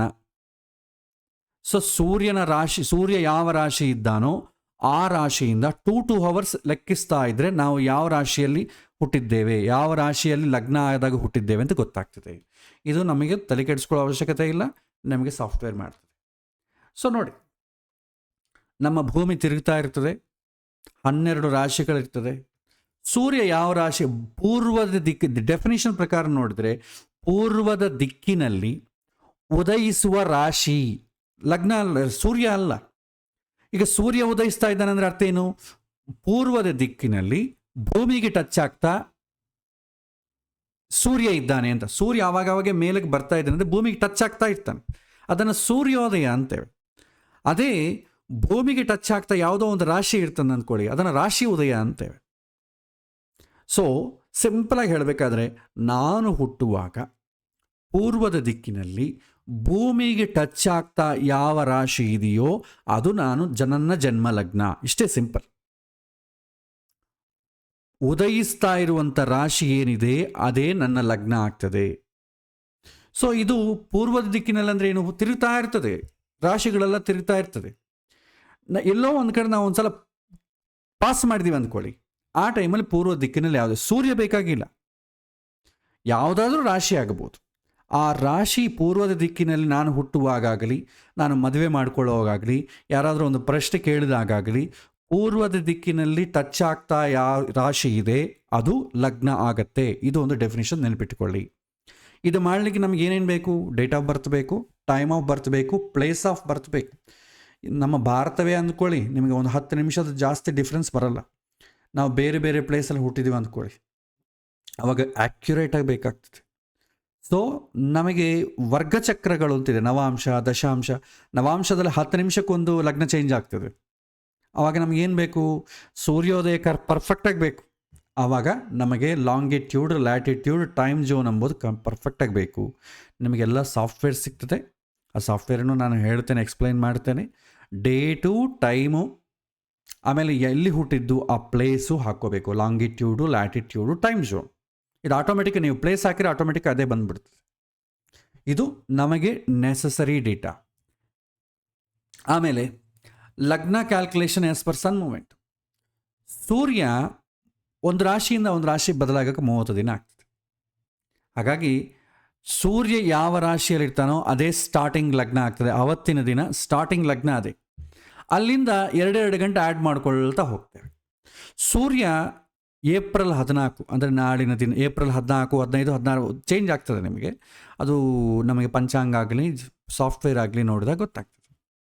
ಸೂರ್ಯ ಮೇಷರಾಶಿಗೆ ಅಪ್ರಾಕ್ಸಿಮೇಟ್ಲಿ 14ನೇ ತಾರೀಕು ಬರ್ತಾನೆ ಎವ್ರಿ ಇಯರ್. ಅಲ್ಲಿಂದ ನಾವು ಲೆಕ್ಕ ಹಾಕ್ಕೊಳ್ತಾ ಬರ್ತೇವೆ. ಹೇಗೆ ಅಂತಂದರೆ, ಸಪೋಸ್ ಫಾರ್ ಎಕ್ಸಾಂಪಲ್ ಏಪ್ರಿಲ್ 14ನೇ ತಾರೀಕು ಮೇಷರಾಶಿಯಲ್ಲಿ ಇರ್ತಾನೆ, ಮೇ 14ಕ್ಕೆ ವೃಷಭ ರಾಶಿಗೆ ಹೋಗ್ತಾನೆ, ಜೂನ್ 14ಕ್ಕೆ ಮಿಥುನ. ಇದನ್ನೇ ಸಂಕ್ರಮಣ ಅಂತೇವೆ. ಮೇಷ ಸಂಕ್ರಮಣ, ವೃಷಭ ಸಂಕ್ರಮಣ ಅಂತೇವೆ. ಹಾಗೆ ಫಾರ್ ಎಕ್ಸಾಂಪಲ್ ತಗೊಂಡ್ರೆ, ನಾವು ಹುಟ್ಟುವಾಗ ವೃಶ್ಚಿಕ ಲಗ್ನ ಸೂರ್ಯ ಇದ್ದ ಅಂತ ಅಂದ್ಕೊಳ್ಳೋಣ. ಫಾರ್ ಎಕ್ಸಾಂಪಲ್ ವೃಶ್ಚಿಕ ಲಗ್ನದಲ್ಲಿ ಸೂರ್ಯೋದಯ ಎಷ್ಟು ಗಂಟೆಗೆ, 6 ಗಂಟೆಗೆ ಅಂತ ಇಟ್ಕೊಳ್ಳೋಣ. 6ರಿಂದ 8 ಗಂಟೆವರೆಗೂ ವೃಶ್ಚಿಕ ಲಗ್ನ. ಮತ್ತೆ ಏನಾಗ್ತದೆ, ಧನುಸ್ಸು ಆಗ್ತದೆ. ಧನುಸ್ಸು ಆದಮೇಲೆ ಮಕರ. ಹೀಗೆ ನಾವು ಆ್ಯಡ್ ಮಾಡ್ಕೊಳ್ತಾ ಬರ್ತೇವೆ ನೋಡಿ, ಈ ರೀತಿ. ಬಟ್ ಇದು ನಮಗೆ ತುಂಬ ಕನ್ಫ್ಯೂಸ್ ಆಗ್ತದೆ. ಬಟ್ ಬೇಡ, ನೀವು ಸಿಂಪಲಾಗಿ ತಿಳ್ಕೊಳ್ಬೇಕಾದ ಏನು ಅಂತಂದರೆ, ಸಾಫ್ಟ್ವೇರನ್ನು ಉಪಯೋಗ ಮಾಡಿ. ಸಾಫ್ಟ್ವೇರಲ್ಲಿ ನೀವು ಡೇಟು, ಟೈಮು, ಪ್ಲೇಸು ಪರ್ಫೆಕ್ಟಾಗಿ ಹಾಕಿದರೆ ರಾತ್ರಿ ಆದರೂ ಪರವಾಗಿಲ್ಲ. ರಾತ್ರಿ ಆದರೂ ಕೂಡ ಪೂರ್ವದ ದಿಕ್ಕಿನಲ್ಲಿ ಯಾವುದೋ ಒಂದು ರಾಶಿ ಟಚ್ ಆಗ್ತಾ ಇರುತ್ತಲ್ವ, ಅದನ್ನು ನಾವು ನೋಟ್ ಮಾಡ್ತೇವೆ. ಇದು ನಮಗೆ ತುಂಬ ಪ್ರಧಾನ. ಆಮೇಲೆ ನಮಗೆ ಪ್ರಾರಂಭದ ಪಾಠದಲ್ಲಿ ನಾವು ತಿಳ್ಕೊಂಡಿದ್ದೀವಿ ಏನು, ರಾಶಿಗಳು, ರಾಶ್ಯಾಧಿಪತಿಗಳು, ಪ್ಲಾನೆಟ್ಸ್ ಆ್ಯಂಡ್ ಲಾರ್ಡ್ಶಿಪ್.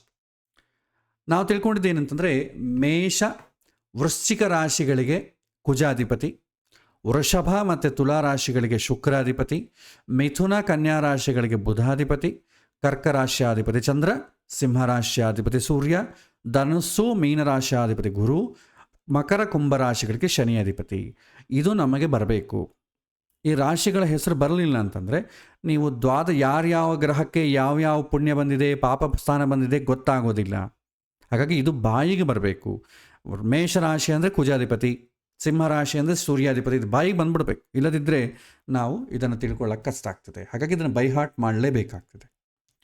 ಈಗ ಹುಟ್ಟುವಾಗ ನಾವು ತುಲಾ ಲಗ್ನದಲ್ಲಿ ಹುಟ್ಟಿದ್ದೀವಿ ಅಂತ ಅಂದ್ಕೊಳ್ಳೋಣ. ಅಂದರೆ ನಾನು ಹುಟ್ಟುವಾಗ ಪೂರ್ವದ ದಿಕ್ಕಿನಲ್ಲಿ ತುಲಾ ರಾಶಿ ಟಚ್ ಆಗ್ತಾ ಇದೆ. ಅದು ಪ್ರಾರಂಭದಲ್ಲಿದೆಯೋ ಎಂಡಿಂಗಲ್ಲಿದೆಯೋ, ಒಟ್ಟಿಗೆ ತುಲಾ ರಾಶಿ ಟಚ್ ಆಗ್ತಾ ಇದೆಯಾ ಅಂತ ನೋಡ್ಕೊಳ್ತೆ. ಸೊ ಯಾವುದು ಲಗ್ನ ಆಗುತ್ತೋ ಅದು ಮೊದಲನೇ ಮನೆ ಆಗ್ತದೆ. Subsequent houses remaining. ಈಗ ನೋಡಿ, ತುಲಾ ಲಗ್ನ ಆಯ್ತು ಅಂದ್ಕೊಳ್ಳಿ, 2ನೇ ಮನೆ ವೃಶ್ಚಿಕ ಆಗ್ತದೆ, 3ನೇ ಮನೆ ಧನುಸ್ಸು, 4ನೇ ಮನೆಗೆ ಮಕರ, 5ನೇ ಮನೆ ಕುಂಭ, 6ನೇ ಮನೆ ಮೀನ, 7 ಬಂದು ಮೇಷ, 8 ವೃಷಭ, 9 ಮಿಥುನ, ಕರ್ಕ, 10 ಸಿಂಹ, 11 ಕನ್ಯಾ, 12. ಸೊ ಹೀಗೆ ಲಗ್ನದಿಂದ ನೀವು ಕೌಂಟ್ ಮಾಡಬೇಕು.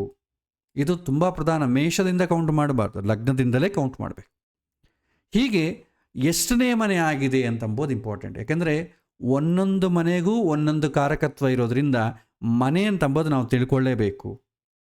ಗ್ರಹಗಳಿಗೆ ಹೇಗೆ ಕಾರಕತ್ವಗಳು ಕೊಟ್ಟಿದ್ದಾರೋ ಅದೇ ರೀತಿ 1ನೇ ಮನೆ ಡ್ಯೂಟೀಸ್ ಏನು, 2ನೇ ಮನೆ ಡ್ಯೂಟೀಸ್ ಏನು, 3ನೇ ಮನೆ ಡ್ಯೂಟೀಸ್ ಏನು, 12ನೇ ಮನೆ ಡ್ಯೂಟೀಸ್ ಏನು, ಒಂದು ಲಿಸ್ಟ್ ಇದೆ. ಆ ಮನೆ ಯಾವ ಮನೆ ಆಗ್ತದೋ ಅದರಲ್ಲಿ ಓನರ್ ಯಾರಾಗ್ತಾರೆ ಅವನಿಗೆ ಅಸೈನ್ಡ್ ಡ್ಯೂಟಿ ಆಗ್ತದೆ. ಈಗ ತುಲಾ ರಾಶಿಗೆ ಲಗ್ನ ಆಯ್ತು ಅಂದ್ಕೊಂಡು, ಲಗ್ನಾಧಿಪತಿ ಯಾರು? ಶುಕ್ರ ಆಗ್ತಾನೆ.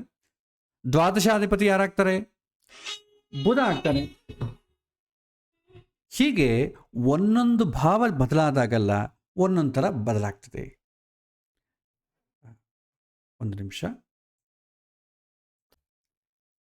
ಲಗ್ನ ಯಾವಾಗಾದರೂ ಬದಲಾಗ್ತದೋ ಅದಕ್ಕೆ ಸಂಬಂಧಪಟ್ಟ ಮನೆಗಳೆಲ್ಲ ಬದಲಾಗ್ಬಿಡ್ತದೆ. ಹಾಗಾಗಿ ಲಗ್ನ ಅಂತಂಬ ತುಂಬ ಪರ್ಫೆಕ್ಟ್ ಇರಬೇಕು.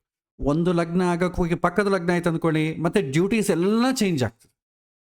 ಸೊ ಹಾಗಾಗಿ ಲಗ್ನದ ನಾವು ಬೇಸ್ ತಗೊಳ್ತೇವೆ. ಸಪೋಸ್ ಫಾರ್ ಎಕ್ಸಾಂಪಲ್ ಬೇರೆ ಲಗ್ನ ಆಯ್ತು ಅಂದ್ಕೊಳ್ಳಿ, ಸಪೋಸ್ ಕರ್ಕ ಲಗ್ನ ಆಯ್ತು ಅಂದ್ಕೊಳ್ಳಿ, 2ನೇ ಮನೆ ಡ್ಯೂಟಿ ಯಾರಿಗೆ ಬರ್ತದೆ? ಸೂರ್ಯಗೆ ಬರ್ತದೆ. ಅದೇ ತುಲಾ ಲಗ್ನ ಆಯ್ತು ಅಂದ್ಕೊಳ್ಳಿ, 2ನೇ ಮನೆ ಡ್ಯೂಟಿ ಯಾರಿಗೆ ಬರ್ತದೆ? ಕುಜಗೆ ಬರ್ತದೆ. ಸೊ ಹೀಗೆ 12 ಲಗ್ನಗಳಿಗೂ ಕೂಡ ಈ ರೀತಿ ಅಧಿಪತಿಗಳಿದ್ದಾರೆ. ಸೊ ಇವುಗಳನ್ನು ನಾವು ತಿಳ್ಕೊಳ್ಬೇಕು. ಸೊ ಇಲ್ಲಿ ಲಗ್ನ ಅಂತಂದರೆ ತಿಳ್ಕೊಂಡಿದ್ದಾಯಿತು. ಇದಕ್ಕೆ ಜಾಸ್ತಿ ಟೆನ್ಷನ್ ತಗೊಳ್ಬೇಡಿ. ಪೂರ್ವದ ದಿಕ್ಕಿನಲ್ಲಿ ಉದಯಿಸುವ ರಾಶಿಯನ್ನು ಲಗ್ನ ಅಂತೇವೆ. ನಾವು ಹುಟ್ಟುವಾಗಲಿ, ಒಂದು ಮದುವೆಗೆ ಲಗ್ನ ಇಡ್ತೀವಲ್ಲ, ಮದುವೆ ಆಗೋ ಸಮಯಕ್ಕಾಗಲಿ, ಒಂದು ಪ್ರಶ್ನೆ ಕೇಳೋ ಸಮಯಕ್ಕಾಗಲಿ ಪೂರ್ವದ ದಿಕ್ಕಿನಲ್ಲಿ ಯಾವುದು ಇರಬೇಕು ಲಗ್ನ, ಅದನ್ನು ನಾವು ರೆಕಾರ್ಡ್ ಮಾಡ್ತೇವೆ. ನೆಕ್ಸ್ಟ್, ಈಗ 12 ಭಾವಗಳನ್ನ ಅಸೈನ್ ಮಾಡಿ ನಂಬರ್ಸ್ ಬಂದಿದ್ದಾಯ್ತಲ್ಲ, ಈಗ ಒಂದೊಂದು ಭಾವಕ್ಕೂ ಒಂದೊಂದು ಸ್ಥಾನಕ್ಕೂ ಕೂಡ ಯಾವ ಯಾವ ಡ್ಯೂಟೀಸನ್ನು ಅಸೈನ್ ಮಾಡ್ತಾರೆ, ಅಂದರೆ ಯಾವ ಯಾವುದಕ್ಕೆ ಸಂಬಂಧಪಟ್ಟ ಪುಣ್ಯ ಪಾಪಗಳು ಇರುತ್ತೆ ಅಂತಂಬೋದು ನಾವು ಮೊದಲು ನೋಡೋಣ. ಸೊ ಇಲ್ಲಿ ಭಾವ ಅಂದ್ರೂ ಸ್ಥಾನ ಅಂತಂದ್ರೂ ಒಂದೇ, ಕನ್ಫ್ಯೂಸ್ ಆಗಬೇಡಿ. ರಾಶಿ ಅಂದರೆ ಡಿಫ್ರೆಂಟ್. ರಾಶಿ ಅಂದರೆ ಮೇಷರಾಶಿ, ವೃಷಭ ರಾಶಿ, ಅಲ್ಲಿಂದ ಕೌಂಟ್ ಮಾಡಬೇಕು. ಸ್ಥಾನ ಅಂತಂದ್ರು, ಭಾವ ಅಂತಂದ್ರು, ಲಗ್ನ ಅಂದರೂ 1ನೇ ಭಾವ ಅಂದ್ರೂ ಒಂದೇ. ಅದು ಮ್ಯಾಕ್ಸಿಮಮ್ ಲಗ್ನ ಅಂತಲೇ ಕರೀತಾರೆ. ಆಮೇಲೆ ದ್ವಿತೀಯ ಸ್ಥಾನ, ತೃತೀಯ ಸ್ಥಾನ, ಚತುರ್ಥ ಸ್ಥಾನ, first house, second house, third house ಹೀಗೆ ಕರೀತಾರೆ. ಅಲ್ಲಿ ರಾಶಿಗಳ ಹೆಸರು ಕರೆಯೋದಿಲ್ಲ ಯಾರು. ಓಕೆ, ಸೊ ಇದನ್ನು ನೀವು ಕನ್ಫ್ಯೂಸ್ ಆಗಬೇಡಿ. ಈಗ ಮೊದಲನೇ ಮನೆ ಯಾವುದಾಗತ್ತೋ ಆ ಮನೆಗೆ ಸಂಬಂಧಪಟ್ಟ ಸಿಗ್ನಿಫಿಕೇಷನ್ ಏನು, ಇದನ್ನೇ ಅಸೈನ್ಡ್ ಡ್ಯೂಟಿ ಅಂತೇವೆ. 1ನೇ ಮನೆ ಏನು ರೆಪ್ರೆಸೆಂಟ್ ಮಾಡುತ್ತೆ ಅಂತಂದರೆ ಫಿಸಿಕಲ್ ಬಾಡಿಯನ್ನು ರೆಪ್ರೆಸೆಂಟ್ ಮಾಡುತ್ತೆ. ಫಿಸಿಕಲ್ ಬಾಡಿ ಅಂದರೆ ಏನಾಗ್ತದೆ? ನೋಡ್ಲಿಕ್ಕೆ ಹೇಗಿದ್ದಾನೆ, ಅಪಿಯರೆನ್ಸ್. ಒಬ್ಬ ಮನುಷ್ಯನ ಸೆಲ್ಫ್ ಬಗ್ಗೆ ಸ್ಟಡಿ ಮಾಡೋದೇ ಲಗ್ನ. ನಾನು ಉಳಿದದ್ದೆಲ್ಲ ಕೂಡ ನನಗೆ ಸಂಬಂಧಪಟ್ಟದ್ದು, ನಾನು ಅಂತಂಬೋದೇ ಲಗ್ನ. ಸೊ ನನ್ನ ಶರೀರ ಹೇಗಿದೆ, ನನ್ನ ಮನಸ್ಸು ಹೇಗಿದೆ, ನನ್ನ ಬುದ್ಧಿ ಹೇಗಿದೆ, ನನ್ನ ಕ್ಯಾರೆಕ್ಟರ್ ಎಂಥದ್ದು, ಇನ್ನು ಆತ್ಮ ಅಂತಂದರೆ ಸ್ವಭಾವ ಅಂತ ಬರ್ತದಲ್ಲ, ನಕರ್ತೃತ್ವಂ ನ ಕರ್ಮಾಣಿ ಲೋಕಸ್ಯ ಶ್ರುತಿ ಪ್ರಭು ನ ಕರ್ಮಫಲ ಸಂಯೋಗಂ ಸ್ವಭಾವಸ್ತು ಪ್ರವರ್ತತೆ. ಮನುಷ್ಯ ಅಂತಂದರೆ ಒಂದು ಸ್ವಭಾವ ಇರುತ್ತೆ. ಮಾವಿನ ಹಣ್ಣಿಗೆ ಹೇಗೆ ಒಂದು ಮಾವಿನ ಹಣ್ಣಿನ ಸ್ವಭಾವ ಇರುತ್ತೋ ಪ್ರತಿಯೊಬ್ಬ ಮನುಷ್ಯನಿಗೂ ಒಂದು ಸ್ವಭಾವ ಇರುತ್ತೆ. ಆಧ್ಯಾತ್ಮಿಕದಲ್ಲಿ ಡೀಪ ಹೋದಾಗ ಇದನ್ನು ಕೂಡ ತಿಳ್ಕೊಳ್ಬೋದು ಲಗ್ನದಿಂದ. ನಾನು ಅಂತಂದ ಮೇಲೆ ನನ್ನ ಅದೃಷ್ಟ ಅದು ಕೂಡ ಲಗ್ನವೇ, ನನ್ನ ಹೆಲ್ತ್ ಅದು ಕೂಡ ಲಗ್ನವೇ. ಸೊ ನನಗೆ ಸಂಬಂಧಪಟ್ಟ ವಿಚಾರಗಳೆಲ್ಲ ಕೂಡ ಲಗ್ನಕ್ಕೆ ಸಂಬಂಧಪಟ್ಟ ಬರ್ತದೆ. ನನ್ನ ಶರೀರ, ನನ್ನ ಮನಸ್ಸು, ನನ್ನ ಬುದ್ಧಿ. ನನ್ನ ಶರೀರ ಅಂತಂದರೆ ಮತ್ತೆ ಎಲ್ಲ ಆರ್ಗಾನ್ಸು ಬಂದ್ಬಿಡ್ತದೆ. ನನ್ನ ಮನಸ್ಸು, ನನ್ನ ಬುದ್ಧಿ ಎಲ್ಲ ಕೂಡ ಲಗ್ನ ಮನೆಗೆ ಸಂಬಂಧಪಟ್ಟದ್ದು. ಲಗ್ನ ಅಂತಂಬುದು ರೆಪ್ರೆಸೆಂಟ್ ಮಾಡ್ತದೆ. ಇದು ಹುಟ್ಟಿದಾಗ ಯಾವ ಮನೆ ಲಗ್ನ ಆಗ್ತದೋ ಆ ಮನೆಗೆ ಯಾರು ಓನರ್ ಆಗ್ತಾರೋ ಅವನಿಗೆ ಈ ಡ್ಯೂಟೀಸ್ ಎಲ್ಲ ಅಸೈನ್ ಆಗ್ತದೆ. ಮಕರ ಲಗ್ನದಲ್ಲಿ ಹುಟ್ಟಿದ್ದೀವಿ ಅಂತ ಅಂದ್ಕೊಳ್ಳಿ, ಶನಿಗ್ರಹಕ್ಕೆ ಈ ಡ್ಯೂಟೀಸ್ ಎಲ್ಲ ಕೂಡ ರೆಸ್ಪಾನ್ಸಿಬಿಲಿಟಿ ಬರುತ್ತೆ. ಮೀನ ಲಗ್ನದಲ್ಲಿ ಹುಟ್ಟಿದರೆ ಗುರುವಿಗೆ ಈ ಮನೆಗೆ ಸಂಬಂಧಪಟ್ಟ ವಿಷಯಗಳೆಲ್ಲ ರೆಸ್ಪಾನ್ಸಿಬಲ್ ಆಗುತ್ತೆ. ಹಾಗೆ 12 ಮನೆಗಳನ್ನು ನಾವು ತಿಳ್ಕೊಳ್ಬೇಕು. ಒಂದು ನಾನು, ಎರಡನೇದೇನು ನನ್ನ ಫ್ಯಾಮಿಲಿ, ಕುಟುಂಬ ಸ್ಥಾನ ಅಂತ ಕರಿತೇವೆ. ಒಂದು ನಾನು, 2ನೇ ಮನೆ ನನ್ನ ಫ್ಯಾಮಿಲಿ, 2ನೇ ಮನೆ ನನ್ನ ಹಣ, ಸೇವಿಂಗ್ಸ್ ಅಂತೀವಲ್ಲ. ಹಣ ಅಂತಂದರೆ ಲಿಕ್ವಿಡ್ ಕ್ಯಾಶು ಇಲ್ಲ ಗೋಲ್ಡು, ಅದನ್ನು ನಾವೇನಂತೇವೆ ವೆಲ್ತ್ ಅಂತೇವೆ. ಇಲ್ಲಿ ಇಮ್ಮೂವಬಲ್ ಕ್ಯಾಶ್ ಅಲ್ಲ, ಇಮ್ಮೂವಬಲ್ ಪ್ರಾಪರ್ಟಿ ಅಲ್ಲ, ಮೂವಬಲ್ ಪ್ರಾಪರ್ಟಿ, ಅದೆಲ್ಲ ಕೂಡ ಎರಡನೇ ಮನೆ ಕೆಳಗೆ ಬರ್ತದೆ. ಆಮೇಲೆ ನಾನು ಮಾತಾಡ್ತೀನಲ್ಲ, ವಾಕ್, ಆ ಮಾತಾಡೋದೆಲ್ಲ ಕೂಡ ಎರಡನೇ ಮನೆ. ಮಾತಾಡೋದು ಆಗ್ಬೋದು, ನಾನು ತಿನ್ನೋ ಪದಾರ್ಥಗಳು ಆಗ್ಬೋದು, ಬಾಯಿಂದನೇ ತಾನೇ ತಿಂತೀನಿ. ಸೊ ಬಾಯಿ ಅಂತಂಬೋದು ಎರಡನೇ ಮನೆ ಕೆಳಗೆ ಬರ್ತದೆ. ಎರಡನೇದು ಕಣ್ಣುಗಳು. ನನ್ನ ಕಣ್ಣುಗಳ ಬಗ್ಗೆ ತಿಳ್ಕೊಳ್ಬೇಕಾದ್ರೆ ಡೀಪಾಗಿ ಎರಡನೇ ಮನೆಯನ್ನು ನೋಡ್ತೇನೆ. ಮಾರಕ ಅಂದರೆ ಟ್ರಾನ್ಸ್ಫಾರ್ಮೇಷನ್, ಈ ಶರೀರದಿಂದ ಇನ್ನೊಂದು ಶರೀರಕ್ಕೆ ಹೋಗೋದು, ಅದನ್ನೇ ನಾವು ಡೆತ್ ಅಂತ ಕರಿತೀವಿ ವ್ಯವಹಾರದಲ್ಲಿ. ಶಾಸ್ತ್ರದಲ್ಲಿ ಡೆತ್ ಎಂಬ ವರ್ಡ್ ಇಲ್ಲ, ಮಾರಕ ಅಂತೆ, ಬದಲಾಗುವುದು ಅಂತ ಅರ್ಥ. ಈ ಶರೀರದಿಂದ ಇನ್ನೊಂದು ಶರೀರಕ್ಕೆ ಜಂಪ್ ಮಾಡೋದು, ಅದನ್ನು ಎರಡನೇ ಮನೆ ರೆಪ್ರೆಸೆಂಟ್ ಮಾಡ್ತದೆ.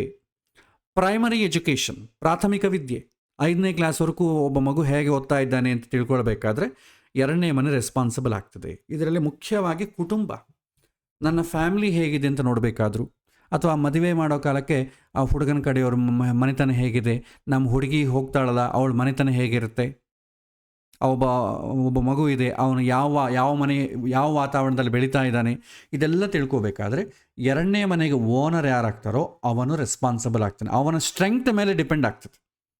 ಎರಡನೇ ಮನೆ ಸಪೋಸ್ ಗುರು ಆಗಿದ್ದ ಅಂದ್ಕೊಳ್ಳಿ, ಆ ಗುರು ಸ್ಟ್ರಾಂಗ್ ಆಗಿದ್ದಾನ ವೀಕ್ ಆಗಿದ್ದಾನ? ಸ್ಟ್ರಾಂಗ್ ಆಗಿದ್ದರೆ ಆ ಮನೆ ಸ್ಟ್ರಾಂಗ್ ಆಗಿದೆ ಅಂತ ಅರ್ಥ. ವೀಕ್ ಆಗಿದೆ ಅಂತ ಅಂದ್ಕೊಳ್ಳಿ, ಅವನು ರೆಪ್ರೆಸೆಂಟ್ ಮಾಡುವ ವಿಷಯಗಳೆಲ್ಲ ವೀಕ್ ಆಗಿದೆ ಅಂತ ಅರ್ಥ.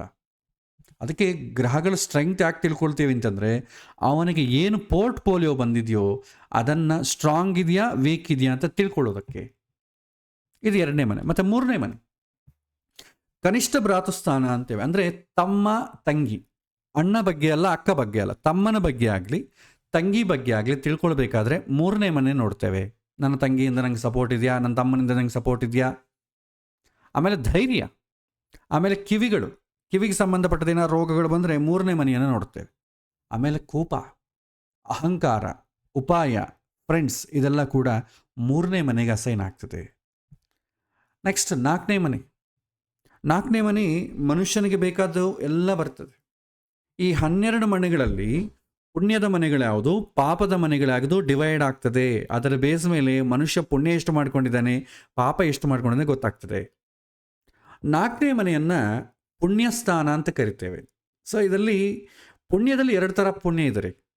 ಒಂದು ಫಲಾಪೇಕ್ಷ ಸಹಿತವಾಗಿ ಮಾಡೋದು, ರಹಿತವಾಗಿ ಮಾಡೋದು. ನಾವು 2 ರೀತಿ ಕರ್ಮಗಳನ್ನು ಮಾಡ್ಬೋದು. ನನಗೆ ಈ ಥರ ಒಂದು ಬೆನಿಫಿಟ್ ಬರಬೇಕು ಅಂತ ಬಯಸಿ ಮಾಡೋದು ಒಂದು ರೀತಿ ಪುಣ್ಯ, ಏನನ್ನೂ ಬಯಸದೆ ನನ್ನ ಕರ್ತವ್ಯ ಅಂತ ಮಾಡೋದು ಒಂದು ಪುಣ್ಯ. ನಾವು ರೋಡಲ್ಲಿ ಹೋಗ್ತಾ ಇರ್ತೇವೆ, ಯಾರೋ ಒಬ್ಬರು ದೊಡ್ಡ ಚೀಲ ಇಟ್ಕೊಂಡಿರ್ತಾರೆ, ಸ್ವಲ್ಪ ಇದು ನನ್ನ ತಲೆ ಮೇಲೆ ಎತ್ತಿರಿ ಅಂತ ಹೇಳ್ತಾರೆ.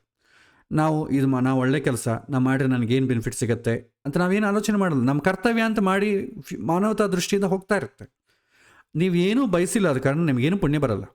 ಆದರೆ ಕ್ವಾಲಿಟಿ ಆಫ್ ಪುಣ್ಯದಲ್ಲಿ ತುಂಬ ಜಾಸ್ತಿ ಅದು. ಸಹಿತವಾದ ಪುಣ್ಯ, ರಹಿತವಾದ ಪುಣ್ಯ. ಈ ಚತುರ್ಥ ಸ್ಥಾನ ಅಂತಂಬೋದು ಹಿಂದಿನ ಜನ್ಮದಲ್ಲಿ ಫಲವನ್ನು ಬಯಸಿ ನಾವೇನಾದರೂ ಪುಣ್ಯ ಮಾಡಿದರೆ ಅದಕ್ಕೆ ಬರುವಂಥ ಔಟ್ಕಮ್ ಇದು. ಸೊ ಸುಖಸ್ಥಾನ, ಕಂಫರ್ಟ್. ಮನುಷ್ಯನಿಗೆ ಬಯಸೋದೇನು? ಮುಖ್ಯವಾಗಿ ಕಂಫರ್ಟ್ ಬೇಕು, ಪ್ಲೆಷರ್ಸ್ ಬೇಕು. ಆ ಕಂಫರ್ಟನ್ನು ನೀವು ಚೆನ್ನಾಗಿದೆಯಾ ಇಲ್ವ ಅಂತ ನೋಡಬೇಕಾದ್ರೆ 4ನೇ ಮನೆ ಓನರ್ ಹೇಗಿದ್ದಾನೆ ಅಂತ ನೋಡಬೇಕು, ಅವನ ಸ್ಟ್ರೆಂಗ್ತ್ ಹೇಗಿದೆ ಅಂತ ನೋಡ್ತೇವೆ. ಆಮೇಲೆ ತಾಯಿ ಬಗ್ಗೆ 4ನೇ ಮನೆ ರೆಪ್ರೆಸೆಂಟ್ ಮಾಡ್ತದೆ. ಎಜುಕೇಷನ್, ಇವತ್ತು ಲೌಕಿಕ ವಿದ್ಯೆ ಅಂತೀವಲ್ಲ, ಇವತ್ತು ಲೌಕಿಕ ವಿದ್ಯೆ ಅಂತಂದರೆ ಏನು?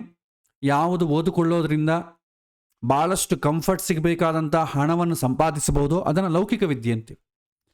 ಯಾವುದು ಓದಿಕೊಳ್ಳೋದ್ರಿಂದ ನಮ್ಮ ಮನಸ್ಸು ಪ್ರಶಾಂತವಾಗಿ ಆನಂದವಾಗಿ ಜೀವನ ಮಾಡಲಿಕ್ಕೆ ಉಪಯೋಗ ಆಗುತ್ತೋ ಅದನ್ನು ವೈದಿಕ ವಿದ್ಯೆ ಅಂತ ಕರಿತೀವಿ. ಸೊ ಪ್ರೆಸೆಂಟ್ ಡೇಸ್ ಎಜುಕೇಷನ್ ಏನಿದೆ ಅದನ್ನೆಲ್ಲ ಕೂಡ 4ನೇ ಮನೆಯಲ್ಲೇ ನೋಡ್ತೇವೆ. ಹಿಂದಿನ ಕಾಲ 5ನೇ ಮನೆ ನೋಡ್ತಿದ್ರು, ಯಾಕಂದರೆ ಆವಾಗ ಓದಿಕೊಳ್ಳೋದೆಲ್ಲ ಕೂಡ ಉದ್ಧಾರಕ್ಕೋಸ್ಕರ. ಈಗ ಓದಿಕೊಳ್ಳೋದಕ್ಕೋಸ್ಕರ ಕೂಡ ಪ್ರೆಷರ್ಸ್ಗೋಸ್ಕರ, ಸುಖವನ್ನು ಪಡೀಲಿಕ್ಕೋಸ್ಕರ. ಅದಕ್ಕೆ ಬದಲಾಯಿತು ಮನೆ. ಆಮೇಲೆ ವಾಹನ ಸೌಖ್ಯ, ನಾನು ಒಂದು ಕಾರ್ ಕೊಂಡ್ಕೋಬೇಕು, ಗಾಡಿ ಕೊಂಡ್ಕೋಬೇಕು, ನನಗೆ ಯೋಗ ಇದೆಯಾ, 4ನೇ ಮನೆ ನೋಡ್ತೇವೆ. ಫಿಕ್ಸ್ಡ್ ಪ್ರಾಪರ್ಟಿ, ಒಂದು ಲ್ಯಾಂಡ್ ಆಗ್ಬೋದು, ಮನೆ ಆಗ್ಬೋದು, ರಿಯಲ್ ಎಸ್ಟೇಟ್ ಆಗ್ಬೋದು, ಫ್ಲ್ಯಾಟ್ ಆಗ್ಬೋದು, ಇದೆಲ್ಲ 4ನೇ ಮನೆ ಕೆಳಗೆ ಬರುತ್ತೆ. ಮನೆಯೂ 4ನೇ ಮನೆ ಕೆಳಗೆ ಬರುತ್ತೆ. ಬಾವಿ, ಹಿಂದಿನ ಕಾಲ ಬಾವಿ ಅಂತಂಬೋದು ತುಂಬ ಇಂಪಾರ್ಟೆಂಟ್ ಇತ್ತು, ಆ ಬಾವಿ ತೋಡೋದು. ಆಮೇಲೆ ಅಗ್ರಿಕಲ್ಚರ್, ಬೇಸಾಯಕ್ಕೆ ಸಂಬಂಧಪಟ್ಟದ್ದು, ಪಶುವೃದ್ಧಿ, ರಿಲೇಟಿವ್ಸ್, ಇದೆಲ್ಲ ಕೂಡ 4ನೇ ಮನೆಗೆ ಸಂಬಂಧಪಟ್ಟದ್ದು. ಆಮೇಲೆ ಫೇಸ್, ನನ್ನ ಮುಖ ಹೇಗಿರಬೇಕು ಅಂತಂಬೋದು 4ನೇ ಮನೆ ಕೆಳಗೆ ಬರ್ತದೆ. ಸೊ ಇದು 4ನೇ ಮನೆಗೆ ಅಸೈನ್ ಆಗಿರುವಂಥ ಡ್ಯೂಟಿ ಇದಲ್ಲ. ಇದು ನಮಗೆ ತುಂಬ ಮುಖ್ಯ. ಎಲ್ಲರೂ ಏನು ಕೇಳ್ತಾರೆ, ನನ್ನ ಮಗ ಸರಿಯಾಗಿ ಓದ್ತಾ ಇದ್ದಾನೆ ಇಲ್ಲ ಅಂತ ಕೇಳ್ತಾರೆ. 4ನೇ ಮನೆಯನ್ನೇ ನೋಡಬೇಕು. ನನ್ನ ಜೀವನದಲ್ಲಿ ನಾನು ಸುಖ ಅನುಭವಿಸ್ತೇನೆ, ಮನೆ ಕಟ್ತೀನಾ ಇಲ್ವಾ, ನನಗೆ ಸುಖವೇ ಇಲ್ಲವಾ ಜೀವನದಲ್ಲಿ, 4ನೇ ಮನೆಯನ್ನು ನೋಡಬೇಕು. ಯಾಕೆಂದರೆ ಅವನಿಗೆ ಅದು ಬಯಸುವಂಥ ಬೇಕಾದ ಪುಣ್ಯ ಎಲ್ಲ ಕೂಡ 4ನೇ ಮನೆ ಓನರ್ಗೆ ಅಸೈನ್ ಮಾಡಲಾಗಿದೆ. ಅವನು ಸ್ಟ್ರಾಂಗ್ ಇದ್ದರೆ ಅನುಕೂಲ ಅಂತೇಳಿ, ವೀಕ್ ಇದ್ದರೆ ಪ್ರತಿಕೂಲ ಅಂತೇಳಿ, ಅದು ಪ್ರಿಡಿಕ್ಷನಲ್ಲಿ ಹೇಳೋಣ. ಸದ್ಯಕ್ಕೆ ಯಾವ ಮನೆ ಅಂತ ನೋಡೋದು ಬರಬೇಕು ನಮಗೆ. ವಿದ್ಯಾ, ಉದ್ಯೋಗ, ವಿವಾಹ, ಸಂತಾನದಲ್ಲಿ 4ನೇ ಮನೆ ವಿದ್ಯೆಯನ್ನು ಸೂಚನೆ ಮಾಡ್ತದೆ, ಮನೆ ಬಾಗಿಲು ಸೂಚನೆ ಮಾಡ್ತದೆ, ವಾಹನವನ್ನು ಸೂಚನೆ ಮಾಡ್ತದೆ. ನಮಗೆ ಬೇಕಾದಿಷ್ಟೇ. ಕೊನೆಗೆ ಫೈನಲ್ ಆಗಿ ಏನು ಬೇಕು? ಸುಖ ಬೇಕು. ಮನೆ ಕಟ್ಟೋದು ಸುಖಕ್ಕೋಸ್ಕರವೇ, ವಾಹನ ತಗೊಳ್ಳೋದು ಸುಖಕ್ಕೋಸ್ಕರವೇ. ಆದ ಕಾರಣ ನಾವು ಇದನ್ನು ನೋಡ್ತೇವೆ. ಇದನ್ನು ಪೂರ್ವ ಪುಣ್ಯಸ್ಥಾನ ಅಂತ ಕರಿತೇವೆ. ಯಾಕಂದ್ರೆ ನಾವು ಅಂದ್ಕೊಂಡಿದ್ದು ಬರಬೇಕಲ್ಲ, ಅದನ್ನು ಪುಣ್ಯಸ್ಥಾನ ಅಂತ ಕರಿತೇವೆ. 3ನೇ ಮನೆಯನ್ನು ಪುಣ್ಯಸ್ಥಾನ ಅಂತ ಕರೆಯಲ್ಲ, ಯಾಕಂದರೆ ನಾನು ಬಯಸೋದು ಅದರಲ್ಲಿ ಏನೂ ಇಲ್ಲ. 2ನೇ ಮನೆಯಲ್ಲಿ ಹಣ ಇದೆ. ಹಣ ಯಾವುದಕ್ಕೋಸ್ಕರ? ಸುಖ ಪಡ್ಲಿಕ್ಕೋಸ್ಕರ ಅಲ್ವಾ? ಆ 2ನೇ ಮನೆಯನ್ನ ನ್ಯೂಟ್ರಲ್ ಹೌಸ್ ಅಂತೇವೆ. ಹಣದಿಂದ ಸಂತೋಷ ಆಗತ್ತೆ ಅಂತ ಹೇಳಲಿಕ್ಕೆ ಆಗೋದಿಲ್ಲ. ಒಂದು ನಿಮಿಷ. ಸೊ ಇಲ್ಲಿ 4ನೇ ಮನೆಯನ್ನು ಪೂರ್ವ ಪುಣ್ಯಸ್ಥಾನ ಅಂತ ಕರಿತೇವೆ. ಪುಣ್ಯಸ್ಥಾನದಲ್ಲಿ ಮತ್ತೆ ಕ್ಯಾಟಗರೀಸ್ ಇದೆ. ಆ ಕ್ಯಾಟಗರೀಸನ್ನೆಲ್ಲ ಕೂಡ ನಾನು ಪೂರ್ತಿ ಹೇಳ್ತೇನೆ.